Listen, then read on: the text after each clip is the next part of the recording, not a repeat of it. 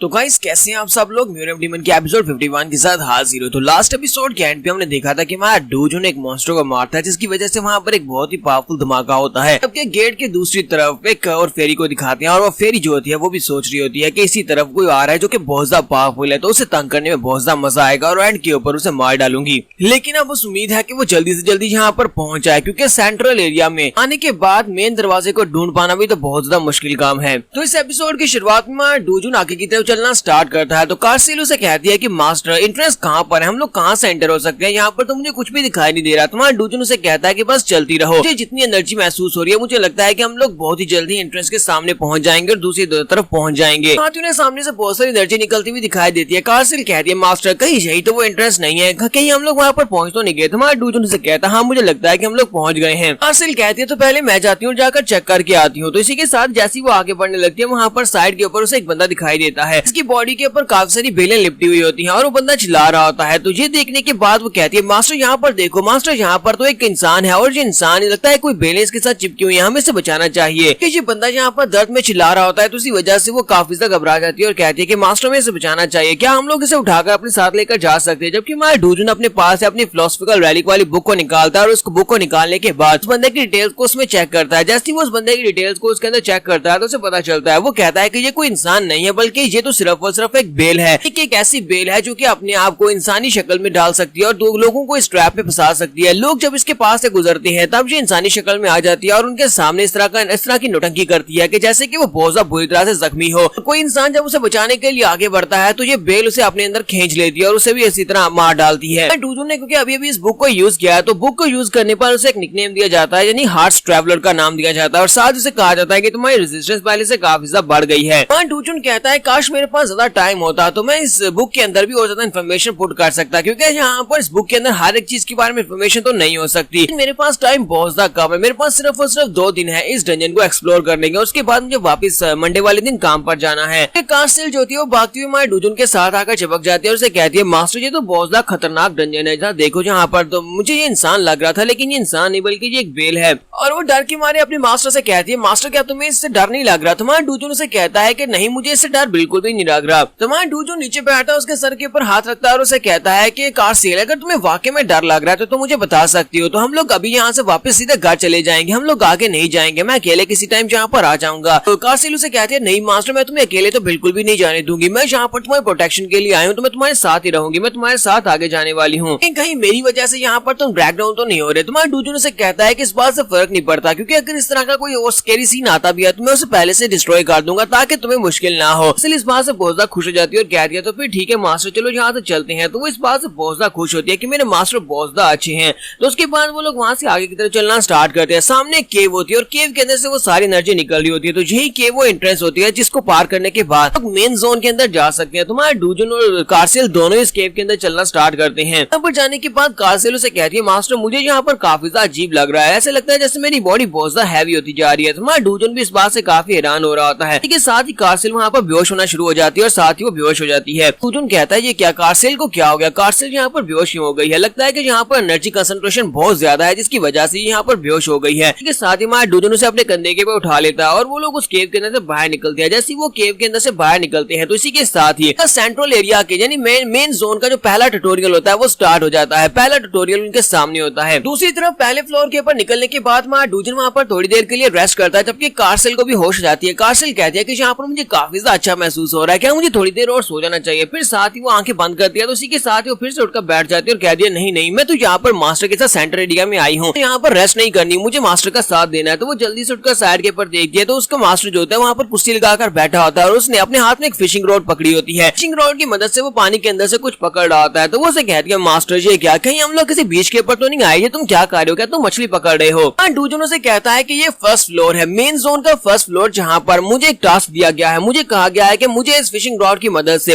पानी के अंदर से फिशिंग करनी है, तो इसी वजह से मैं यहाँ पर ये कर रहा हूँ। तो कार्सेल कहती है मास्टर मुझे बताओ तो सही ऐसा कौन सा एरोगेंट बंदा है जिसने मेरे मास्टर को यहाँ पर जो ऑर्डर्स दे दिए हैं कि वो ये काम करे, मैं उस बंदे को नहीं छोड़ूंगी। डूजन से कहता है नहीं ऐसी बात नहीं है, मैं यहाँ पर फिशिंग नहीं कर रहा हूँ, किसी ने मुझे ऑर्डर नहीं दिया, बल्कि ये एक ट्रायल टेस्ट है, ये एक टेस्ट है क्योंकि हम लोग इस वक्त ट्यूटोरियल जोन के फर्स्ट लेवल पर हैं। तुम्हारा डूजन कार्सेल से कहता है कार्सेल जरा अपनी तरफ तो देखो, तुम्हारी स्किन कितनी ज्यादा ग्लो कर रही है, जैसे कि तुम पहले से काफी ज्यादा बेहतर हो। कार्सेल कहती है हाँ मास्टर मुझे नहीं पता कि ये सब कुछ कैसे हो रहा है, लेकिन मैं यहाँ पर आने के बाद से काफी अच्छा महसूस कर रही हूँ। हमारा डूजन सोच रहा होता है लगता है कि ये इसी एरिया से है, वजह से ये यहाँ पर आने के बाद पहले से काफी ज्यादा बेहतर महसूस कर रही है क्योंकि यहाँ के पैदा होने की वजह से बॉडी इस सारी कंडीशन में अपने आप को डाल सकती है। तो कार्सेल आगे बढ़ती है और डूजन से कहती है मास्टर अगर तुम पानी के अंदर खुद जाते हो और पानी के अंदर जाकर मछली को पकड़कर लाते हो तो ये ज्यादा आसान रहेगा, इस तरह फिशिंग रॉड की मदद से तुम कितनी देर तक यहाँ पर बैठे रहोगे। हाँ डूजन से कहता है कि मैं यहाँ पर पानी के अंदर से मछली पकड़ने के लिए नहीं बैठा हुआ, बल्कि मछली की बजाय मुझे यहाँ पर से आर्टिफैक्ट्स को पकड़ना है। उन्होंने ये भी कहा है कि अगर मैं पानी के अंदर छलांग लगाता हूँ और पानी के अंदर जाकर आर्टिफैक्ट्स को निकालने की कोशिश करता हूँ तो वो सारे के सारे आर्टिफैक्ट्स वहाँ से गायब हो जाएंगे, मैं किसी एक आर्टिफैक्ट को भी नहीं निकाल पाऊंगा। इसी वजह से यहाँ पर तुम्हारे उठने का इंतजार कर रहा था। कार्सेल उसे कहती है लेकिन मास्टर मेरे उठने का इंतजार क्यों कर रहे थे? मैं डूजन से कहता है तुम्हारे उठने का इंतजार इसलिए कर रहा था क्योंकि मुझे यहाँ पर कुछ ऐसा करना है जिसकी वजह से काफी शोर होगा और मैं नहीं चाहता था कि तुम्हारी नींद खराब हो जाए, इसी वजह से मैं इंतजार कर रहा था। इस साथ ही हमारा डूजन अपनी एनर्जी को फिशिंग रॉड के अंदर इम्ब्यूट करता है। जैसे वो फिशिंग रॉड के अंदर अपनी एनर्जी को इम्ब्यूट करता है और इसी के साथ एक झटका लगाता है। कार्सेल कहते हैं मास्टर ये क्या हो गया, अचानक से पानी इतना ज्यादा हरकत क्यों कर रहा है, ये पानी तो मूव कर रहा है। तुम्हारा डूजन उसे कहता है कार्सेल थोड़ा सा पीछे हट जाओ। तो कार्सेल जैसे पीछे की तरफ बढ़ती है, हमारा डूजन फिशिंग रॉड को एनर्जी को इम्ब्यूट करने के बाद से बाहर की तरफ खींचता है तो जबरदस्त स्प्लैश निकलती है और इस स्प्लैश के साथ एक झटका लगता है और पानी जो होता है ऊपर की तरफ उछलता है और पानी के उछलने के साथ ही मछलियों के साथ साथ वहाँ पर जो आर्टिफैक्ट्स होते हैं सारे के सारे बाहर आ करते हैं। कार्सेल अपने मास्टर से कहती है मास्टर ये क्या, तुम ये इसको चीटिंग नहीं कहोगे? तुम्हारा डूजन से कहता है नहीं मैं इसको चीटिंग नहीं कहूंगा, उन्होंने कहा था कि सिर्फ और सिर्फ फिशिंग रॉड को यूज करना, मैंने सिर्फ और सिर्फ फिशिंग रॉड को यूज किया है। डूजन वहाँ पर से घड़ी को उठाता है जो कि एक आर्टिफैक्ट होता है। तुम्हारा डूजन कहता है ये लो ये आर्टिफैक्ट मुझे मिल गया, यानी कि मैंने पहले ट्रायल टेस्ट को पास कर लिया है। तुम्हारे डूजन के पास विंडो ओपन होती है और उसे कहा जाता है कि तुमने अपने पहले मिशन को पूरा कर लिया, तुमने यहाँ पर 3 आर्टिफैक्ट्स को पकड़ा है, तीनों आर्टिफैक्ट्स को तुम आपस में मर्ज कर सकते हो, क्या तुम इन तीनों को आपस में मर्ज करना चाहते हो? अगर तीनों को मर्ज करोगे तो एक हायर लेवल का आर्टिफैक्ट बनेगा, तुम अपने पास रख सकते हो। और साथ ही उसे कहा जाता है कि तुम्हारी रेजिस्टेंस 0.5% के हिसाब से इंक्रीज कर दी गई है। डूजन कहता है कि हाँ ठीक है मेरे इन तीनों आर्टिफैक्ट्स को आपस में मर्ज कर दो। और तीनों आर्टिफैक्ट्स जब आपस में मर्ज हो जाते हैं तो इसी के साथ ही वहाँ पर जबरदस्त एनर्जी निकलती है। डूजन के पास जो नया आर्टिफैक्ट बनता है उसका नाम मैजिशियंस ब्रेसलेट होता है। मैजिशियंस ब्रेसलेट जो होता है ये लेवल 3 का एक आर्टिफैक्ट होता है और काफी ज्यादा स्पेशल होता है, काफी खूबसूरत भी होता है, यानी कि ग्लैमर की तरह। डूजन कहता है कि ये नेकलेस तो बहुत ज्यादा खूबसूरत है, ये वाला नेकलेस मैं घर जाकर जुनही को दे दूंगा। कार्सेल भी इस बात से काफी ज्यादा खुश होती है। तुम्हारा डूजन सोच रहा होता है कि अब हमें आगे क्या करना होगा, हमने पहले लेवल को तो पार कर लिया है लेकिन अभी तक पता नहीं चला कि पहला लेवल कम्प्लीटली पार हुआ भी है या नहीं। इसी के साथ ही हमारा डूजन साइड के ऊपर देखता है तो स्पेस के अंदर एक रिफ्ट ओपन होती है और स्पेस के अंदर रिफ्ट ओपन के साथ उसके अंदर से एक हाथ बाहर निकलता है। तो इस बात से कार्सेल जो होती है जल्दी से भागती हुई हमारे डूजन के सामने आकर खड़ी हो जाती है और कहती है मास्टर जल्दी से मेरे पीछे आ जाओ। जबकि उस रिफ्ट के अंदर से वही फेरी बाहर निकलती है जिसे पिछली एपिसोड के एंड पे आपने देखा था। तो वो फेरी वहाँ से बाहर निकलती है और हमारे डूजन से कहती है लड़के तुम तो काफी ज्यादा तेजी के साथ यहाँ पर पहुंच आए, मैंने जितना सोचा था तुम उससे भी ज्यादा फास्ट निकले। यहाँ पर हम लोग अपनी एपिसोड 51 का एंड करेंगे और नेक्स्ट एपिसोड में देखेंगे कि ये फेरी कौन है और इस डूजन से क्या चाहिए। तो एपिसोड की एक्सप्लेनेशन अच्छी लगी हो तो कमेंट करके जरूर बताइएगा, चैनल को सब्सक्राइब कर दे, वीडियो को लाइक और शेयर कर दे। शुक्रिया।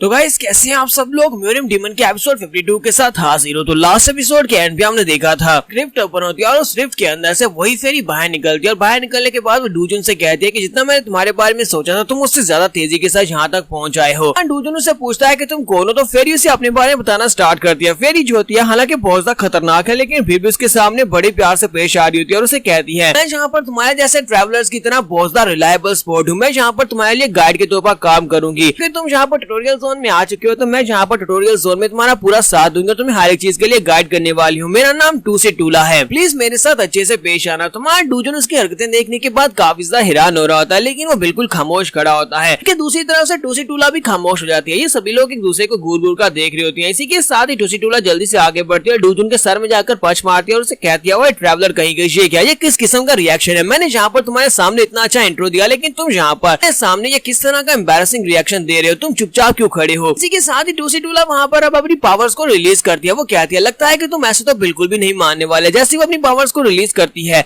तो हमारी कार्सेल जो होती है वो उसकी पावर्स को महसूस करती है और कहती है कि इसकी पावर्स तो बहुत ज्यादा ऑमनियस है, जैसे कि ये बहुत ज्यादा पावरफुल हो, ये तो डबल एस रैंक है या फिर एस रैंक से भी ऊपर है। टूसी टूला अपनी पावर्स को रिलीज करने के बाद डूजुन से कहती है, लगता है कि मुझे अब यहाँ पर तुम्हारे साथ खेलना ही पड़ेगा क्योंकि तुम काफी ज्यादा स्पेशल हो। तुम्हारा रिएक्शन देखकर तो मुझे ऐसे ही लगता है कि तुम बहुत ज्यादा स्पेशल हो। हमारा डूजुन जो होता है वो कार्सेल से कहता है, कार्सेल चलो जल्दी से मेरे पीछे आ जाओ। तो कार्सेल जल्दी से मास्टर के पीछे जाकर छुप जाती है। कार्सेल वहाँ पर डूजुन के पीछे छुप जाती है। इसी के साथ ही टूसी टूला जो होती है उसे भी खुश आती है। टूसी टूला कहती है, ये क्या कर रही हूँ, ये मैं क्या कर रही हूँ, मैं ऐसा बिल्कुल भी नहीं कर सकती। ये ट्रैवलर इतने अरसे के बाद यहाँ तक पहुंचा है क्योंकि काफी लंबे वक्त के बाद कोई ट्रैवलर यहाँ तक पहुंच पाया है, क्योंकि कोई भी ट्रैवलर यहाँ तक पहुंच ही नहीं पाता।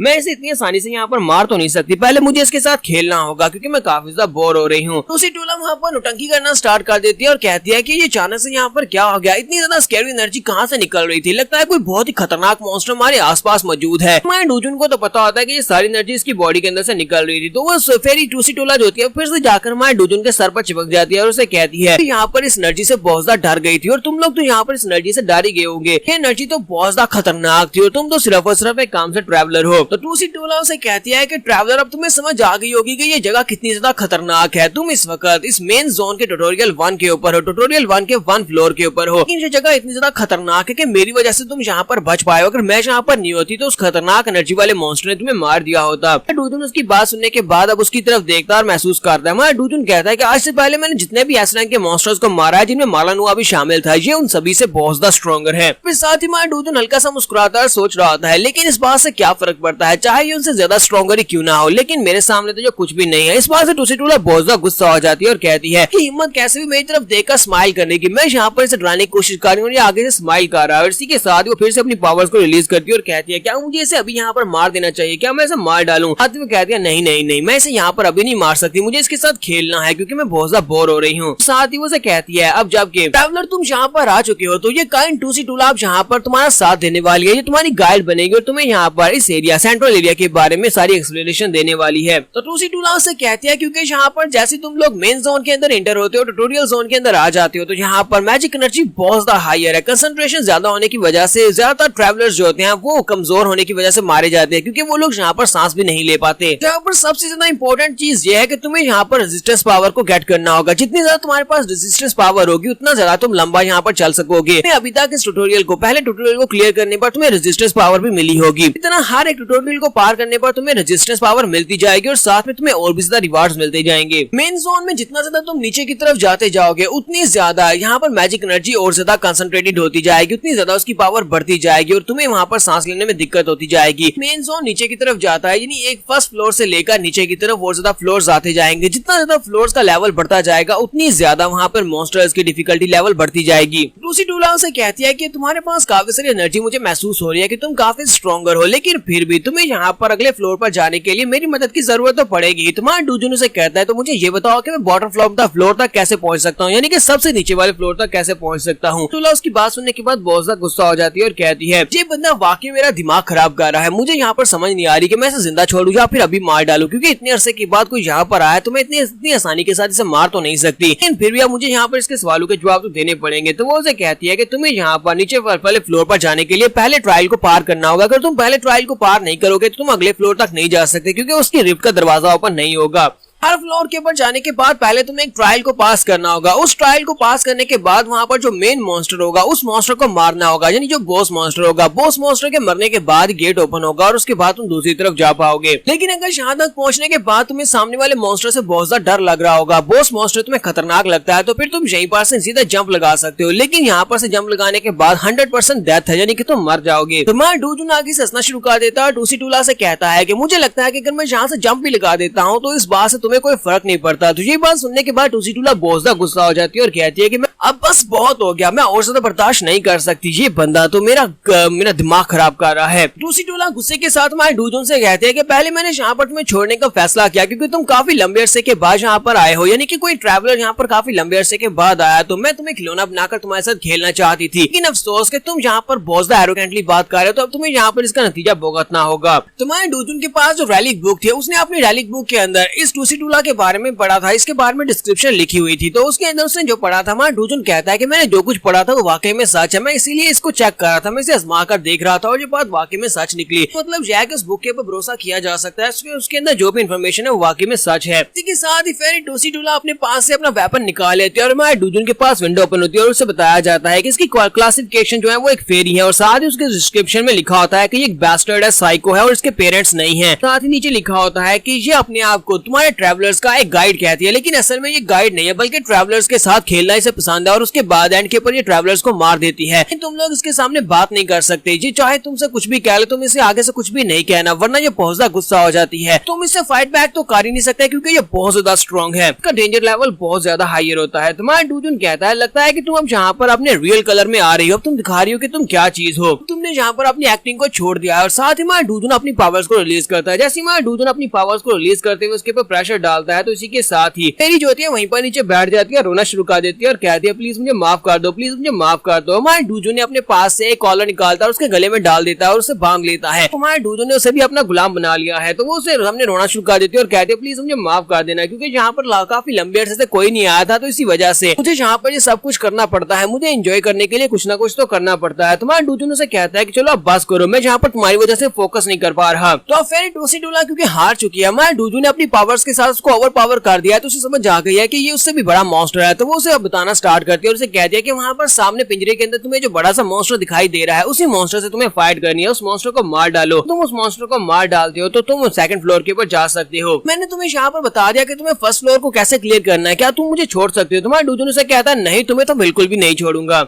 डूजुन अपने पास अपनी रैलिक बुक को निकालता और सामने वाले मॉन्स्टर की डिस्क्रिप्शन को देखने लगा है तो वो उसे कहता है तो अच्छा तो इस मॉन्स्टर को मारूंगा, तो इस मॉन्स्टर को मारने के बाद मैं सेकंड फ्लोर पर जा सकता हूँ। टूसिटुला से कहती है कि हाँ इसी मॉन्स्टर को मारने के बाद तुम जा सकते हो। फिर साथ ही वो उसके हाथ में बुक को देखती है और उसके पास आकर उसे कहती है ये क्या ये वाकई में रैलिक बुक है, लेकिन ये रैलिक बुक तुम्हारे पास कहाँ से आई, कहीं ये कोई फेक तो नहीं है? तुम्हारे डूजुन से कहता है नहीं ये फेक नहीं है बल्कि ये बिल्कुल असली है। तो यहाँ पर हम लोग अपने एपिसोड 52 का एंड करेंगे। तो एपिसोड की एक्सप्लेनेशन अच्छी लगी हो तो कमेंट करके जरूर बताइएगा, चैनल को सब्सक्राइब कर दे, वीडियो को लाइक और शेयर कर दे। शुक्रिया।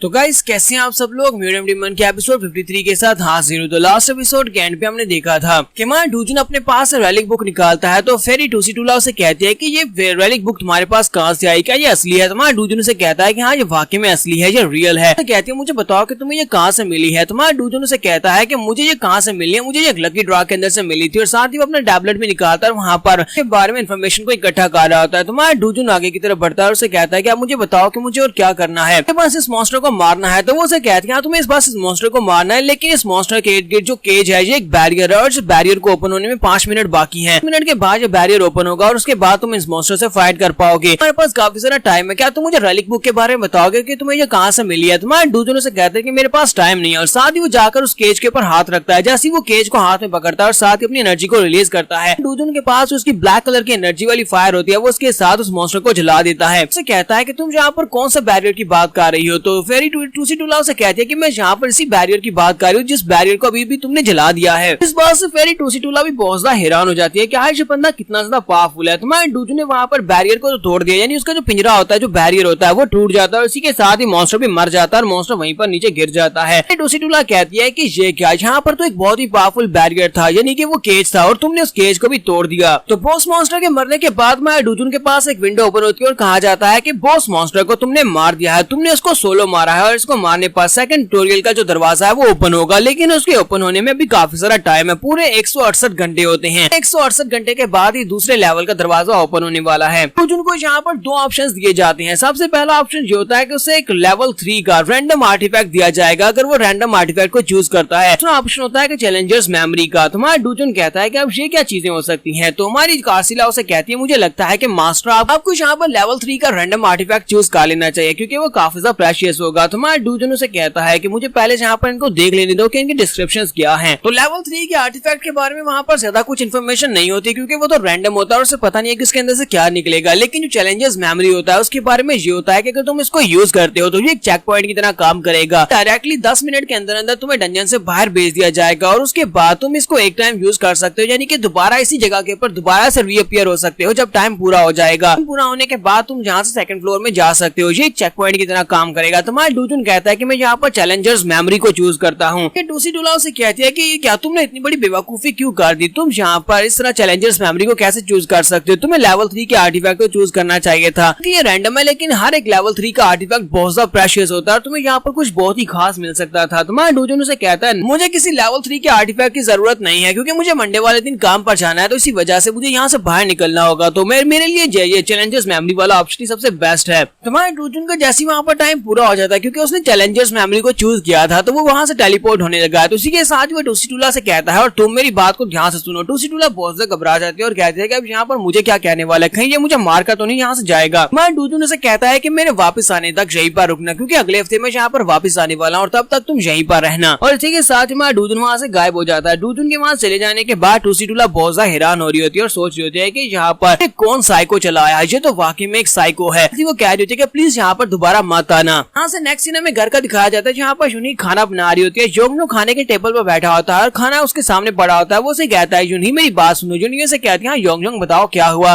तो योंगजोंग उसे कहता है कि यूनी खाने के अंदर आज मीट क्यों नहीं है। उसे कहती है कि आज के बाद तुम्हें मीट नहीं मिलेगा जब तक कि मास्टर वापस नहीं आ जाते, तुम्हें वेजिटेबल्स भी खानी चाहिए, तुमने वेजिटेबल्स खाना छोड़ दिए, देखो जरा मीट खा खा कर तुम्हारा पेट कितना बाहर निकल आया है। योंगजोंग उसे कहता है कि मीट ना पकाने का मेरे पेट से कोई भी ताल्लुक नहीं है, मुझे पता है कि मास्टर के घर ना होने की वजह से तुम मीट नहीं बना रही। तो कहती है नहीं ऐसी बात नहीं है। योंगजोंग काफी गुस्सा हो जाता है और उसे कहता है कि मुझे पता है कि ये सब कुछ तुम मास्टर के लिए करती हो। फिर साथ ही वो चिल्लाना शुरू कर देता है और कहता है कि ये मेरे साथ बिल्कुल भी ठीक नहीं है, ये अनफेयर है, तुम मास्टर के लिए मीट बनाती हो जबकि मेरे लिए यहाँ पर सब्जियां बना रही हो, मुझे ये नहीं खाना। लोग यहाँ पर मुझे अपनी फैमिली का हिस्सा नहीं समझते। तुम्हारी यूनियन से कहती है चुपचाप खा लो वरना मैं ये भी नहीं दूंगी। पर डैड घर वापस आ जाए, डैड के वापस आने के बाद मैं तुम्हारे लिए बहुत सारी मीट डिशेस बना दूंगी, मैं तुमसे वादा करती हूँ। इसके साथ ही योंगजोंग नीचे उतर जाता है और कहता है कि नहीं मुझे नहीं खाना, मैं जा रहा हूँ। और वो नाराज होकर वहाँ से चल पड़ता है और कहता है कि मैं यहाँ से जा रहा हूँ। जाकर वो शीशे के पास खड़ा हो जाता है, शीशे से बाहर की तरफ देखता है जहाँ पर उसे चांद दिखाई देता है। वो चांद की तरफ देखता है और कहता है कि मैंने टीवी ड्रामा में देखा है लोग चांद की तरफ देखकर उससे विश मांगते हैं कि तुम सभी की विशेष को पूरा कर सकते हो, मैं भी यहाँ पर तुमसे एक विश मांगता हूँ। कि चांद आगे से हल्का सा मुस्कुरा रहा होता है और कहता है कि नहीं मैं किसी की विश को पूरा नहीं कर सकता। तो योंगजोंग चांद से कहता है कि प्लीज मेरे मास्टर को जल्दी से जल्दी घर भेज दो ना, अगर वो जल्दी घर आएंगे तभी मुझे मीट खाने को मिलेगा। जबकि चांद बेचारा अभी भी उसे कह रहा होता है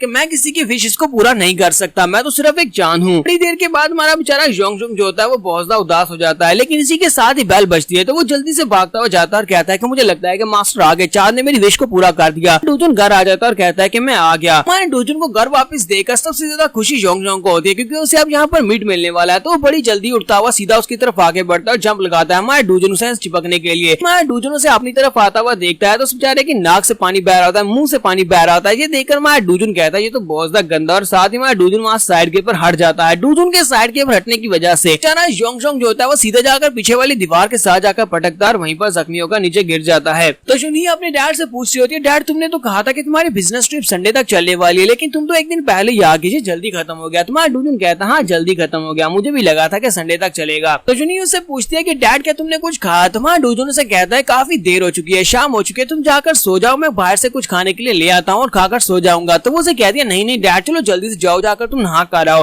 वो कारसेल से भी कहती है कारसेल तुम भी जाओ जाकर नहा कर आओ, मैं तुम लोगों के लिए खाना बनाती हूँ, मैं अभी तुम्हारे लिए खाना रेडी कर देती हूँ, बस 10 मिनट दे दो। वो उन सभी लोगों से वहाँ पर से भेज देती है, उन सभी को बाथरूम में भेज देती है और खुद खाना बनाने के लिए बैठ जाती है। हमारा डूजुन जाकर बाथरूम में पानी के अंदर बैठा होता है, वहीं पर कारसेल भी होती है। कारसेल अपने मास्टर की तरफ देख रही होती है, अपने जूनियर मास्टर यानी कि योंगजोंग की तरफ देख रही होती है। तो हमारा डूजुन उसे कहता है कि योंगजोंग तुम कब तक इसी तरह करने वाले हो, तुम दीवार की तरफ मुंह करके क्यों खड़े हो, मैंने तुम्हें कहा ना कि मैंने जानबूझकर वो नहीं किया, जानबूझकर साइड के ऊपर नहीं हटा। योंगजोंग उसे कहता है कि मुझे पता है कि तुम जानबूझकर वहाँ पर से हटे थे, तुमने जानबूझकर अपना सर साइड के ऊपर किया था। हमारा डूजुन कारसेल से कहता है कारसेल योंगजोंग को छोड़ो, तुम जल्दी से पानी के अंदर आ जाओ, पानी काफी ज्यादा अच्छा है, तुम्हें नहाकर अच्छा लगेगा। जबकि हमारा योंगजोंग जो होता है काफी ज्यादा गुस्से में होता है, वो कारसेल से कहता है कारसेल चलो जल्दी से यहाँ पर फैसला करो कि तुम यहाँ पर किसे चूज करोगे, तुम मुझे चूज करोगे जो तुम्हारा ड्रैगन किंग है, या फिर तुम इस बंदे को चूज करोगे जिसे तुम अपना मास्टर कहती हो। योंगजोंग जो होती है वहाँ पर सोच रही होती है कि अब मैं क्या करूँ, फैसला करना बहुत ज्यादा मुश्किल है, और इसी के साथ वो पानी के अंदर घुस जाती है। जबकि योंगजोंग चिल्लाकर उसे कहता है कि बेवकूफ ड्रैगन कहेगी, तुम यहाँ पर सोचने की नौटंकी तो कर ही सकती थी, तुमने तो यहाँ पर बिना सोचे समझे फैसला कर दिया कि तुम्हें किस साइड पर जाना है, मैं तुम्हारा ड्रैगन किंग हूँ। तुम्हारी कारसेल उसे कहती है कि अगर मैं यहाँ पर सोचने की नौटंकी करती तब भी इस बात से कोई फर्क नहीं पड़ता, क्योंकि मुझे पता है कि मुझे यहाँ पर किसे चूज करना है। डूजुन कहता है कि योंगजोंग चलो जल्दी से तुम भी आ जाओ, तुम भी आकर नहा जाओ। तो वो भी आकर पानी के अंदर बैठ जाता है, फिर साथ ही दोनों खुश हो जाते हैं और कहते हैं कि ये पानी तो बहुत ज्यादा मजेदार है, बहुत ही नरम नरम और गरम गरम है। नहाने धोने के बाद वो लोग वहाँ से बाहर निकलते हैं। जैसे वो लोग बाहर आते हैं तो जुनही ने उनके लिए बहुत सारा खाना तैयार किया होता है। जुनही उनसे कहती है कि सब कुछ रेडी है। तो ये देखकर वो तीनों ही काफी ज्यादा हैरान हो जाते हैं क्योंकि वहाँ पर टेबल के ऊपर बहुत सारी डिशेस पड़ी होती हैं। डूजुन और इसके साथ साथ कार्सिल और जोंगजोंग वो लोग देखकर कहते हैं कि ऐसा कैसे हो गया, तुमने सिर्फ और सिर्फ 10-15 मिनट में इतना सारा खाना कैसे बना लिया।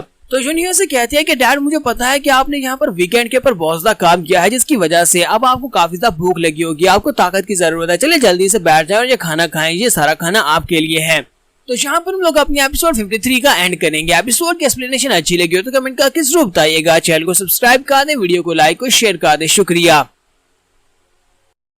तो गाइस कैसे हैं आप सब लोग, म्यूरम डीमन के एपिसोड 54 के साथ हाजिर हो। तो लास्ट एपिसोड के एंड पे हमने देखा था कि हमारा डूजुन वापस घर आ जाता है और घर आने पर यूनियस के लिए बहुत सारा खाना बनाती है। ये लोग टेबल के इर्द-गिर्द बैठे होते हैं और वहीं पर खाना खा रहे होते हैं और यहाँ पर ये लोग कुछ आसपास की इधर उधर की कोई ऐसी वैसी बातें करेंगे जिनको मैं स्किप करने वाला हूँ क्योंकि ये सारी हमारे किसी भी काम की नहीं है। खाना खत्म करने के बाद हमारा डूजुन उठकर खड़ा हो जाता है। यूनिया से कहता है कि यूनिया मैं काम के लिए जा रहा हूँ क्योंकि मुझे बहुत ही जरूरी काम है, तो इसी वजह से मैं पहले जा रहा हूँ। तो यूनिया से कहती है लेकिन आज तो छुट्टी है, संडे वाले दिन कौन से काम पर जाने वाले हो। डूजुन से बताता है कि ऑक्शन होने वाली है और हमारा पब्लिक हंटर ऑफिस जो है ये भी वहाँ पर जाने वाला है उस ऑक्शन में हिस्सा लेने के लिए। चीफ ने मुझे स्पेशली वहाँ पर इनवाइट किया है, मैं भी वहाँ पर ऑक्शन में जाने वाला हूँ। तो जूनियर से कहती है क्या मैं इसमें तुम्हारी कोई मदद कर सकती हूँ। तुम्हारा डूजुन से कहता है नहीं, इसमें कोई भी हमारी मदद नहीं कर सकता क्योंकि वहाँ पर जो प्रोडक्ट्स ऑक्शन में लाए जाएंगे उनको खरीदने के बाद भी उनकी स्पेसिफिकेशंस बताई जाती है कि इन प्रोडक्ट से क्या क्या होने वाला है और उनके बेनिफिट्स क्या हैं और उनके क्या उसे कहते हैं स्पेसिफिकेशंस क्या हैं। इसी वजह से किसी को प्रिपेयर करने की कोई जरूरत नहीं है, वहाँ पर जाकर आपकी किस्मत के ऊपर डिपेंड करता है कि आप कौन सा वेपन खरीदने वाले हैं। जूनियर से कहती है लेकिन ये तो चीटिंग हुई ना क्योंकि वहाँ पर हो सकता है कि आप वहाँ पर कई मिलियन वॉन्स में सिर्फ और सिर्फ एक ई ग्रेड की आइटम को खरीद ले या फिर आप सिर्फ और सिर्फ कुछ हजार वॉन में एक एस ग्रेड की आइटम को खरीद ले। नेक्स्ट सीन हमें ऑक्शन हॉल का दिखाया जाता है। ऑक्शन हॉल में दिखाते हैं जहाँ पर ऑक्शन वाले बंदे ने उन सभी के सामने एक बो एरो को रखा होता है और उनसे कहा जाता है कि ये बो एरो है जो आप सभी के सामने ऑक्शन के लिए प्रेजेंट की गई है।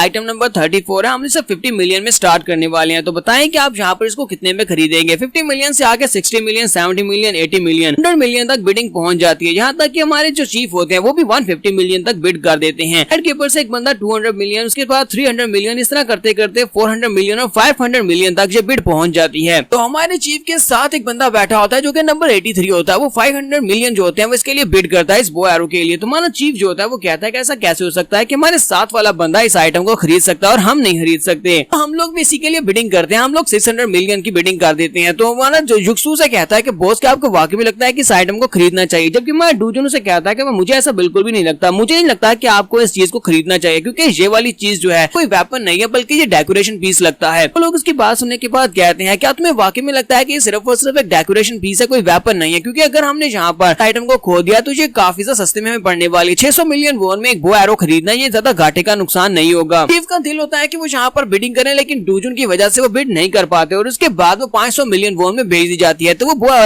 एरो जो होती है वो 500 मिलियन में नंबर 83 को बेच दी जाती है और उसके बाद अब उसकी स्पेसिफिकेशंस बताई जाने वाली हैं। उनको बताया जाता है कि इसकी स्पेसिफिकेशंस क्या है कि ये सिर्फ और सिर्फ एक डेकोरेटिव पीस है। उसके बारे में बताया जाता है कि एक बहुत ही पावरफुल हंटर था जिसने बो एरो को अपनी माशूक के लिए बनाया था और उसको बनाकर उसके घर में रखने के लिए सिर्फ बनाया गया था, इसे यूज नहीं किया जा सकता, यानी वेपन के तौर पर यूज नहीं किया जा सकता, सिर्फ और सिर्फ डेकोरेटिव पीस है और इसका क्लास भी ई है। ये वाली बात सुनने के बाद यानी स्पेसिफिकेशन सुनने के बाद नंबर 83 जो होता है वो तो बेचारा रोना शुरू कर देता है क्योंकि उससे बहुत ज्यादा नुकसान हो गया, जबकि चीफ काफी ज्यादा खुश होते हैं और कहते हैं शुक्र है डूजुन की वजह से हम लोग बच गए वरना हमारे 600 मिलियन वॉन का नुकसान हो जाता। डूजुन तुम्हें इस बारे में कैसे पता चला कि वो सिर्फ और सिर्फ एक डेकोरेटिव पीस है। तुम्हारा डूजुन कहता है कि मुझे बस महसूस हुआ कि वो एक डेकोरेटिव पीस है बल्कि असली का पीस नहीं है। तो ये बात सुनने के बाद चीफ उसे कहती है क्या सिर्फ और सिर्फ फीलिंग थी या फिर कुछ और फीलिंग थी। युक्सुन से कहता है चीफ आपको डूजुन के ऊपर ट्रस्ट करना चाहिए, आपको पता है ना कि डूजुन जब भी कोई बात करता है उसके पीछे कोई ना कोई मीनिंग जरूर होता है और वो कभी भी गलत नहीं होता। चीफ उसे कहते हैं हाँ ये बात तो ठीक है। कहते हैं तो फिर क्या तुम अगली आइटम के बारे में कुछ महसूस कर सकते हो। तो इसी के साथ इन सभी के सामने दोबारा बिडिंग को स्टार्ट किया जाता है और उनके सामने एक पैलक को रखा जाता है, यानी एक लकड़ी या तख्ता होता है जिसके ऊपर कुछ राइटिंग होती है। कहा जाता है कि हम लोग 1 मिलियन से इसकी बिडिंग को स्टार्ट करने वाले हैं। चीफ उस लकड़ी के टुकड़े को देखने के बाद कहते हैं कोई बेवकूफ होगा जो कि 1 मिलियन वॉन देगा इस लकड़ी के टुकड़े को खरीदेगा, क्योंकि ये तो सिर्फ और सिर्फ एक लकड़ी का टुकड़ा है, ना कोई डेकोरेटिव आइटम है ना कोई वेपन है, ये तो सिर्फ और सिर्फ लकड़ी का टुकड़ा है। साथ ही वो डूजुन से पूछते हैं डूजुन तुम इस बारे में क्या सोचते हो, तुम्हें लगता है कोई इसके लिए बिडिंग करेगा? तुम्हारा डूजन नंबर 8382 अपने नंबर को लेता है और सामने की तरफ करते हुए कहता है यहाँ पर बिड करता हूँ। हमारा डूजन वहाँ पर 2 मिलियन को बिड कर देता है क्योंकि हमारे डूजन को वहाँ पर उस लकड़ी के टुकड़े के अंदर से बहुत ही पावरफुल एनर्जी महसूस हो रही होती है। हमारा डूजन कहता है कि मुझे इसके अंदर से वो एनर्जी महसूस हो रही है जो सेंट्रल एरिया से महसूस होती है। वहाँ पर करते करते ये बिडिंग जो होती है 50 मिलियन तक पहुंच जाती है। तुम्हारा डूजन 50 मिलियन की आखिरी बिडिंग करता है तो उसके बाद कोई भी उस लकड़ी के टुकड़े के लिए 50 मिलियन से ज्यादा देने को तैयार नहीं होता। तो अनाउंसर कहता है तो क्या आप में से कोई यहाँ पर 50 मिलियन से आगे बढ़ाना चाहेगा? लगता नहीं है कोई इससे आगे करना चाहेगा। तो वहाँ पर जो लोग होते हैं वो हंस रहे होते हैं और कहते हैं पर कोई भी 50 मिलियन से ज्यादा इस लकड़ी के टुकड़े के बिल्कुल भी नहीं देने वाला। तो अनाउंसर जो होता है वो वहाँ पर काउंट डाउन करता है और इसी के साथ ही कहता है कि नंबर 82 तुम इस बिडिंग को और ज्यादा आगे बढ़ाना चाहोगे।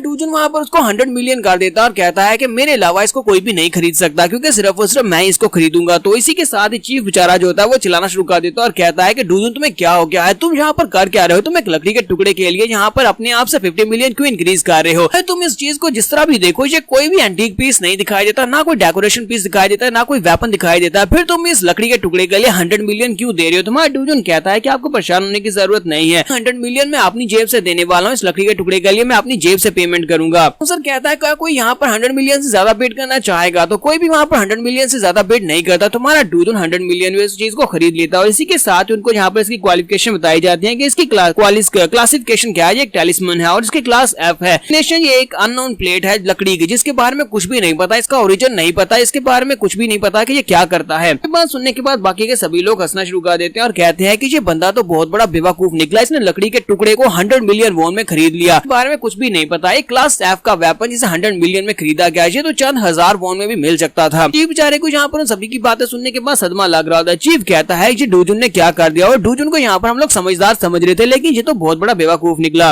हमारा चीफ यहाँ पर काफी बड़े सदमे में होता है लेकिन इसके साथ ही वो सोच रहा होता है कि मुझे अपनी टीम के लिए सब कुछ तो सहना ही पड़ेगा। वो डूजन से कहता है कोई बात नहीं, हो सकता है कि फ्यूचर में तुमसे इस तरह की कोई गलती हो जाए लेकिन मैं हर बार तुम्हें माफ करूंगा क्योंकि इस तरह की गलती होना आम सी बात है। कोई बात नहीं, अगली बार तुम हमें कोई अच्छी सी आइटम खरीद देना जो कि हायर रैंक की हो जिससे हमारी किस्मत और ज्यादा चमक जाए और हमें इसका नुकसान की भरपाई भी हो जाए। डूजन से कहता है कि बहुत परेशान होने की जरूरत नहीं है। इसी के साथ ही फिर से ऑक्शन को आगे बढ़ाया जाता है और उनके सामने एक केप आती है, एक केप जो कि वैम्पायर केप होती है लेकिन उन्हें अभी नहीं पता इसकी जो बिडिंग होती है वो भी 1 मिलियन से स्टार्ट होती है। 1 मिलियन वॉन से जैसी बिडिंग स्टार्ट होती है हमारा डूजन फिर से अपना नंबर उठाकर वहाँ पर बिडिंग को 2 मिलियन कर देता है। बॉस जो होता है अभी भी भागता हुआ आगे बढ़ता है और उसे कहता है कि तुम क्या कर रहे हो डूजन, अब बस करो, इस वाले केप को बिल्कुल भी नहीं खरीद सकते क्योंकि ये केप बहुत ज्यादा ऑर्डिनरी सा लग रहा है, मुझे नहीं लगता कि इसके लिए 200 मिलियन हमें देने चाहिए। ठीक है, सभी लोग जो होते हैं वो सभी लोग हमारे डूजन की तरफ देख रहे होते हैं और कहते हैं कि इस बंदे ने यहाँ पर दोबारा से बिडिंग को किया है। ये बंदा यहाँ पर 2 मिलियन वॉन में इस केप को खरीदना चाहता है लेकिन ये केप देखने में कोई खास दिखाई नहीं दे रही तो हम इसके लिए बिडिंग नहीं करेंगे। ये अनाउंसर वहाँ पर सोच रहा होता है, लगता है कि हमारी ये आइटम जो है लॉस में जाने वाली है क्योंकि एक स्पेशल आइटम है लेकिन इन सभी को देखने में ये काफी ज्यादा बुरी हालत में लग रही है, इसी वजह से ये लोग बिड नहीं कर रहे। अगर 2 मिलियन वॉन में इसको बेचा तो हमें नुकसान हो जाएगा। अब क्या किया जा सकता है, ये ब्लाइंड ऑक्शन है, इसमें नुकसान और फायदा दोनों एक साथ साथ ही होते हैं। उन सभी लोगों से कहता है कि मुझे इसके ऑप्शंस के बारे में पता है, एक बार जब आपको ऑप्शंस पता चलेंगे तो उसके बाद ये आइटम बहुत ज्यादा अमेजिंग निकलने वाली है, तो मेरे भरोसे आप इसको खरीद सकते हैं, आप इसके लिए बिडिंग करें, आप इसकी बिडिंग को आगे बढ़ाएं। लेकिन कोई भी बिडिंग को आगे नहीं बढ़ाता। सर कहता है तो खैर अब आप लोगों की किस्मत। और इसी के साथ वो कहता है कि ठीक है हम इसे 2 मिलियन वॉन में इसको हकोरिया हंटर सेंटर वालों के लिए बेच देते हैं। वहाँ पर उसकी स्पेसिफिकेशंस बताई जाती हैं तो उसका नाम होता है वैम्पायर केप और उसकी जो क्लासिफिकेशन होती है यानी क्लास होती है वो ए होती है। ये बात सुनने के बाद वो सभी लोग बहुत ज्यादा हैरान हो जाते हैं क्योंकि ए क्लास के जो वेपन्स होते हैं ये बहुत ज्यादा महंगे बिकते हैं। सभी लोग अपना सर पकड़कर बैठ जाते हैं और कहते हैं काश हम लोगों ने यहाँ पर बिड कर दिया होता और हमें ये इतने सस्ते में मिल रहा था, ये इतने सस्ते में ए क्लास का वेपन हमें मिल जाता है, ये एक प्रोटेक्टिव वेपन है। और बॉस और युक्सु वो दोनों भी इस बात से बहुत ज्यादा खुश हो जाते हैं और कहते हैं कि डूजन तुम बहुत ज्यादा महान हो, तुम ग्रेट हो, तुमने यहाँ पर हमें ए ग्रेड का वेपन दिला दिया वो भी सिर्फ और सिर्फ 2 मिलियन में। यहाँ पर एपिसोड 54 का एंड होगा। नेक्स्ट एपिसोड में देखेंगे कि हमारे डूजन को ऑक्शन में और क्या क्या कुछ मिलने वाला है। तो एपिसोड की एक्सप्लेनेशन अच्छी लगी हो तो कमेंट करके जरूर बताइएगा। चैनल को सब्सक्राइब कर दे, वीडियो को लाइक और शेयर कर दे। शुक्रिया। तो गाइस कैसे हैं आप सब लोग, म्यूरियम डीमन के एपिसोड 55 के साथ हाजिर हो। तो लास्ट एपिसोड के एंड पे हमने देखा था कि हमारा डूजन एक ऑक्शन में होता है और वहां पर वो ऑक्शन के लिए आइटम्स के लिए बिड कर रहा होता है और जो आइटम वो खरीदता है वो काफी ज्यादा कमाल की होने वाली है। इस सीन के ऊपर वो अपने कोरिया सेंटर के लिए एक केप खरीदता है जो कि ए रैंक का वेपन होता है और उसके बाद जब ऑक्शन खत्म हो जाती है तो ये लोग काउंटर के ऊपर जाते हैं ताकि पेमेंट कर सके। हमारा डूजन युक्सु और उसका बॉस जो होते हैं वो बहुत ज्यादा खुश होते हैं क्योंकि उन्होंने वहां पर काफी कुछ अमेजिंग चीजें ली होती है काफी सस्ते में। उन्होंने काफी ज्यादा कमाल की चीजें खरीद ली होती है। इसी वजह से वो दोनों काफी ज्यादा खुश होते हैं और वो लोग वहाँ पर अपनी टोटल पेमेंट करने के लिए आते हैं। चीफ वहाँ पर आते हैं और कहते हैं लोग यहाँ पर अपनी रिफ्ट मैनेजमेंट टीम की तरफ से अपना नाम रिकॉर्ड करवाने वाले हैं और साथ ही अपनी तरफ से हम लोग पेमेंट करने वाले हैं अपने पब्लिक ऑफिस की तरफ से। तो वो लोग कहते हैं हाँ क्यों नहीं। पेमेंट लेने वाला बंदा जो होता है वो भी काफी ज्यादा उदास दिख रहा होता है क्योंकि उसे पता होता है कि उन्हें काफी ज्यादा नुकसान हुआ है। हमारे बॉस जो होते हैं काफी ज्यादा खुश होते हैं और कहते हैं डूजुन मुझे तुमसे बहुत ज्यादा प्यार है, मुझे पता था कि मुझे तुम्हारे पर भरोसा करना चाहिए और तुम यहाँ पर हमें बहुत ही अमेजिंग डील दोगे। बॉस वहाँ पर काफी ज्यादा खुश होते हैं, अपनी आइटम्स को देखकर कहते हैं कि मुझे यकीन नहीं हो रहा कि हमने सिर्फ और सिर्फ 1.4 बिलियन वॉन खर्च करके यहाँ पर काफी सारी कमाल की चीजें खरीद ली हैं, जिनमें दो ऐसी चीजें जो बी क्लास के और एक ए क्लास का वेपन भी इसमें शामिल है। पहली बार हमारी हिस्ट्री में ऐसा हुआ है कि हमारे कोरिया हंटर सेंटर वालों ने कुछ ऐसा खरीदा है जो कि काफी सस्ता पड़ा और में काफी ज्यादा फायदा भी हुआ है। युक्सु कहता है कि ए क्लास की एक आइटम जो है वो अकेले ही 3 बिलियन वॉन में मिल जाती है, जबकि हमने सिर्फ और सिर्फ 2 मिलियन वॉन में वो आइटम खरीद ली। बिलियन वॉन की आइटम को हम 2 मिलियन में खरीद कर जा रहे हैं, जिसने हमें काफी ज्यादा फायदा हुआ है। तो चीफ युक्सु से कहते हैं युक्सु तुम वाकई में काफी ज्यादा कमाल के हो, एक बार यहाँ से जाएं उसके बाद देखना मैं तुम्हें एक पार्टी दूंगा। मुझे लगता है कि तुम एक शामन हो जिसे खुद ही पता चल जाता है कि सामने वाली आइटम की रैंकिंग क्या होने वाली है और वो कितनी अच्छी है। डूजुन के लिए जब उस लकड़ी के तख्ते को बाहर निकाला जाता है तो वो से कहते हैं कि ये आइटम किसने खरीदी है। तो मैं डूजुन आगे बढ़ता है और कहता है कि सर इसके लिए एक अलग से कॉन्ट्रैक्ट बना दे क्योंकि इसे मैं अपने पर्सनल पैसे देकर खरीदने वाला हूँ। इसके साथ ही युक्सु और बॉस दोनों काफी ज्यादा हैरान होते हैं क्या वाकई में ये आइटम डूजुन अकेले अपनी तरफ से पैसे देकर खरीदने वाला है। युक्सु आगे बढ़ता है और उसे कहता है कि तुमने यहाँ पर मैं बहुत ही अमेजिंग डील दिया, हमने यहाँ पर 1.4 बिलियन में काफी सारी आइटम्स खरीद ली हैं जो कि हमें काफी सस्ती पड़ी, हम तुम्हारे लिए 100 मिलियन दे सकते हैं। तो मैनेजर उन लोगों से कहता है कि सर जल्दी से डिसाइड करेंगे इसकी पेमेंट कौन करने वाला है। तुम्हारे डूजुन से कहता है कि जैसा मैंने तुमसे कहा है कि इसकी पेमेंट मैं करूंगा तो मैं इसकी पेमेंट करूंगा और इसको अपने साथ लेकर जाऊंगा। तो इसी के साथ ही वो बंदा कहता है ठीक है सर आप इसको रख सकते हैं। डूजुन की पेमेंट वहाँ पर कंफर्म होने के बाद डूजुन उस लकड़ी के टुकड़े को अपने हाथ में पकड़ता है। जैसे ही उसको अपने हाथ में पकड़ता है तो डूजुन कहता है कि मेरी सेंसेस गलत नहीं हो सकती, मुझे महसूस हुआ था इसके अंदर से वो ऑरा निकल रहा है। डूजुन जैसे उस लकड़ी के टुकड़े को हाथ में पकड़ता है उसके अंदर से ब्लैक कलर की एनर्जी निकलना शुरू हो जाती है। डूजुन कहता है कि मुझे सेंट्रल एरिया की एनर्जी महसूस हो रही है और इसी के साथ ही डूजुन के आसपास की जो सीनरी होती है वो चेंज हो जाती है कि डूजुन एक अलग वर्ल्ड के अंदर टेलीपोर्ट हो गया। तो डूजुन कहता है ये क्या चीज है, लगता है कि ये सिर्फ और सिर्फ मैं ही देख पा रहा हूँ, जहाँ पर आसपास का जो भी माहौल है सिर्फ और सिर्फ मैं ही देख पा रहा हूँ। फिर ऐसा हो सकता है कि मैं किसी और जगह के ऊपर पहुंच गया हूँ। वो कहता है ये क्या है, ये तो जीगाल फैमिली की आइसोलेशन स्पेस है, लेकिन जीगाल फैमिली की आइसोलेशन स्पेस यहाँ पर क्या कार्य, वो तो म्यूरियम वर्ल्ड में थे, मुझे यहाँ पर फोर्सफुली इसको तोड़कर बाहर निकलना पड़ेगा। या फिर ये कोई ट्रायल टेस्ट है। तो उसके सामने एक लड़की अपीयर होती है और उसे कहती है लगता है कि तुम हो, तुम अभी तक तैयार नहीं हुए, और साथ ही वो अपनी तलवार को बाहर निकालती है और उसे कहती है जाओ जाकर अपनी तैयारी को मुकम्मल करो और उसके बाद वापस आना। डूजुन अपनी पावर्स को रिलीज करता है और कहता है कि इसे क्या लगता है कि मैं तैयार नहीं हूँ, और इसी के साथ ही उसकी पावर्स वहीं पर डेसिपेट हो जाती है, यानी कि वो अपनी पावर्स को यूज नहीं कर पाता और कहता है कि मैं अपनी बॉडी को मूव नहीं कर पा रहा। वो लड़की अपनी पावर्स को यूज करते हुए यानी अपनी तलवार को घुमाते हुए उसके ऊपर स्लैश लगाती है और उसे कहती है कि अब मैं तुम्हें वापस तुम्हारी दुनिया में भेजने वाली हूँ, जाओ जाकर तैयारी करो। उम्मीद करते हो कि तुम जल्दी से जल्दी तैयारी मुकम्मल कर लोगे। और उसके बाद सेंट्रल एरिया, द फ्लो, दो चीजें बस वो इतना कहती है और इसी के साथ ही हमारा डूजुन जो होता है वो दोबारा से टेलीपोर्ट हो यानी कि बाहर आ जाता है, अपने रियल वर्ल्ड में आ जाता है। डूजुन अभी उसी जगह के ऊपर ही खड़ा होता है जहाँ पर बॉस और युक्सु पीछे खड़े बहस कर रहे होते हैं। तो हमारा डूजुन वहाँ पर एक दूसरी दुनिया से होकर वापस भी आ गया और उसे यहाँ पर दो नई चीजें पता चली है सेंट्रल एरिया के बारे में। यहाँ पर एक सेंट्रल एरिया का नाम और साथ में द फ्लो, ये दो चीजें पता चली हैं। तो हमारा डूजुन वहाँ पर सोच रहा था, लगता है कि मुझे जल्दी से जल्दी सेंट्रल एरिया के सेकंड फ्लोर के ऊपर जाना होगा, सेकंड फ्लोर को जाकर क्लियर करके अपनी प्रिपरेशंस को कंप्लीट करना होगा ताकि हम लोग जल्दी से जल्दी सेंट्रल रिफ्ट को क्लोज कर सकें। सिनेमा वीकेंड का दिखाया जाता है, वीकेंड पर जब टाइम पूरा हो जाता है तो हमारा डूजुन सेकंड फ्लोर के ऊपर पहुंच जाता है। सेकंड फ्लोर के ऊपर का सीन दिखाते हैं, वहाँ पर पहले दिखाते हैं टूसी टूला को दिखाते हैं कि वो अपने गले में पड़े हुए पट्टे को खींच रही होती है ताकि वो उसको निकाल सके, लेकिन वो निकल नहीं रहा था। वो चलाना शुरू कर देती है और कहती है आखिर उस बंदे ने यहाँ पर कौन से मैजिक को इस्तेमाल किया है जिस मैजिक की वजह से इतना ज्यादा पावरफुल है कि मैं इसको निकाल नहीं पा रही, मेरे पास इतनी स्ट्रेंथ होने के बावजूद मैं इस पट्टे को तोड़ नहीं पा रही। तो टूसी टूला कहती है कि मैंने अपनी जिंदगी में आज तक कभी भी इतने पावरफुल चैलेंजर को कभी इस जगह के ऊपर नहीं देखा, इतना पावरफुल ट्रैवलर कभी पहले यहाँ पर नहीं आया। टूसी टूला कहती है मुझे लगता है कि इतनी पावर्स के साथ ये बंदा ये जो भी है ये सेंट्रल एरिया को यहाँ पर ठीक कर सकता है, सेंट्रल एरिया के टूटे हुए हिस्से को ठीक कर सकता है और फ्लो को ठीक कर सकता है, के बाद इसलिए तुम्हें बचाया जा सकता है। साथ ही वो गुस्से के साथ चिल्लाकर कहती है लेकिन वो कमीना कभी मेरी बात को नहीं मानने वाला क्योंकि वो बहुत ज्यादा एरोगेंट इंसान है और वो कभी मेरी बात नहीं समझेगा और मेरी रिक्वेस्ट नहीं मानेगा। डूजुन उसके पीछे खड़ा था। मैं डूजुन से कहता है कि तुम यहाँ पर किसको कमीना कह रही हो। तो इसी के साथ ही बेचारी टूसी टूला बहुत ज्यादा घबरा जाती है और कहती है कि नहीं मैंने किसी को भी कमीना नहीं कहा, कि हमारी कार्सेल भी उसके साथ ही होती है। कार्सेल उसे कहती है मास्टर मैंने आपसे कहा भी था कि इसको मार डालते हैं, इसे अभी भी आप सजा दें, ये आपको कमीना कह रही है। टूसी टूला को वहाँ पर हमारे डूजुन की प्रेजेंस महसूस ही नहीं होती। टूसी टूला उसे कहते हैं कि कब तुम यहाँ पर पहुंचा है। तुम्हारा डूजुन उसे कहता है कि मैं काफी देर से यहाँ पर पहुंचा हुआ हूँ और तुम यहाँ पर कुछ बात कर रही थी, तुम यहाँ पर सेंट्रल एरिया के टूटे हुए होने और इसके फ्लो के बारे में कुछ बात कर रही थी। बताओ कि तुम क्या बात कर रही थी। साथ ही हमारे डूजन को याद आता है कि उस लड़की ने जो कि दूसरी स्पेस में उसे मिली थी, उसने भी उसे यहाँ पर यही बताया था, सेंट्रल एरिया के फ्लो के बारे में कुछ उसने कहा था, लेकिन आगे उसने कुछ भी नहीं बताया था। डूजन कहता है कि मुझे लगता है कि ये मुझे बता सकती है। तो इसी के साथ ही वहाँ पर उसके सामने अपना सर झुका देती है और उसे कहती है कि प्लीज मुझे जान से मत मारना, तुम्हें जो जानना है मैं तुम्हें सब कुछ बताने को तैयार हूँ, मुझे मारोगे तो नहीं। तुम्हारा डूजन उसे कहता है कि मैं यहाँ पर तुम्हें क्यों मारूंगा, मुझे क्या जरूरत पड़ी है तुम्हारे जैसी कमजोर फेरी को मारने की। बस मुझे ये बताओ कि सेंट्रल एरिया में क्या हुआ था, यहाँ के फ्लो को क्या हुआ और ब्रोकन एरिया, इस बात का क्या मतलब है। तो टूसी टूला से कहती है तो बताओ मैं तुम्हें कहाँ से बताना स्टार्ट करूँ। तुम्हारा डूजन कहता है कि शुरुआत से बताना स्टार्ट करो। टूसी टूला से कहते हैं तो फिर सुनो यहाँ पर क्या हुआ था। वो उसे कहते हैं कि शुरुआत में सेंट्रल एरिया जो है ये कम्प्लीटली ठीक हुआ करता था, लेकिन अब ये ब्रोकन हो चुका है और इसके टूटे हुए होने की वजह तुम्हारे जैसे ट्रैवलर्स हैं। तुम्हारे जैसे ट्रैवलर्स जो कि इस दुनिया में आते हैं, यहाँ पर आते हैं ट्यूटोरियल जोन के लिए, लेकिन उन्होंने यहाँ पर आकर तबाही मचाई, जिसकी वजह से ये सेंट्रल एरिया जो है टूट चुका है।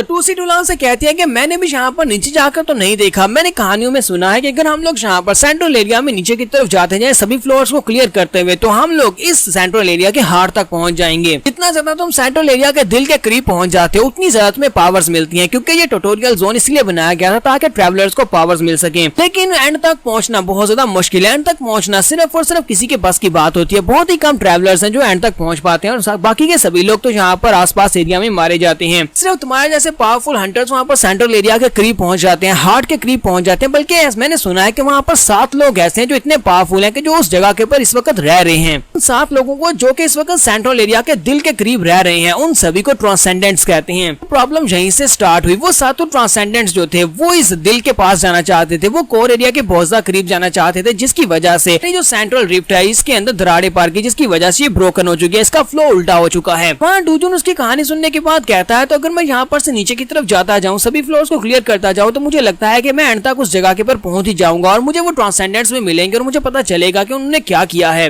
तो टूसी टूला उसे कहती है नहीं, तुम इसके बारे में इतनी आसानी के साथ फैसला कैसे कर सकती हो? क्या तुमने यहाँ पर मॉन्स्टर्स को नहीं देखा? अभी तुम ट्यूटोरियल जोन के फर्स्ट लेवल पर और तुमने यहाँ पर एस लेवल के मॉन्स्टर्स को देखा होगा। सेकंड फ्लोर के ऊपर और ज्यादा मॉन्स्टर्स होंगे। एस क्लास के मॉन्स्टर्स यहाँ पर पहले फ्लोर के ऊपर है, तो इसका मतलब यह है कि जितना ज्यादा नीचे जाओगे, हार्ट के करीब जाते जाओगे, मॉन्स्टर्स का लेवल बढ़ता जाएगा और मॉन्स्टर्स का अनलिमिटेड लेवल आ जाएगा, जिसको तुम भी हरा नहीं पाओगे। वहाँ डूजन उसे कहता है कि इस बात से फर्क नहीं पड़ता और तुम्हें ज्यादा डरने की जरूरत नहीं है। और साथ ही वहाँ डूजन आगे की तरफ चलना स्टार्ट करता है और कहता है मुझे लगता है कि इस जगह के साथ मेरी किस्मत जुड़ी हुई है और मुझे यहाँ पर इस चीज को फेस करना ही पड़ेगा और इसके फ्लो को मुझे ठीक करना पड़ेगा। डूजन वहाँ पर से सेकंड फ्लोर की रिफ्ट के अंदर चला जाता है ताकि वो सेकंड फ्लोर के ऊपर चला जाए। तो यहाँ पर हमारी एपिसोड 55 का एंड करेंगे और देखेंगे कि सेकंड ट्यूटोरियल जोन में क्या होने वाला है, वहाँ पर हमारे डूजन को कौन सा ट्रायल टेस्ट देना पड़ेगा। एपिसोड की एक्सप्लेनेशन अच्छी लगी हो तो कमेंट करके जरूर बताइएगा। चैनल को सब्सक्राइब कर दे, वीडियो को लाइक और शेयर कर दे। शुक्रिया।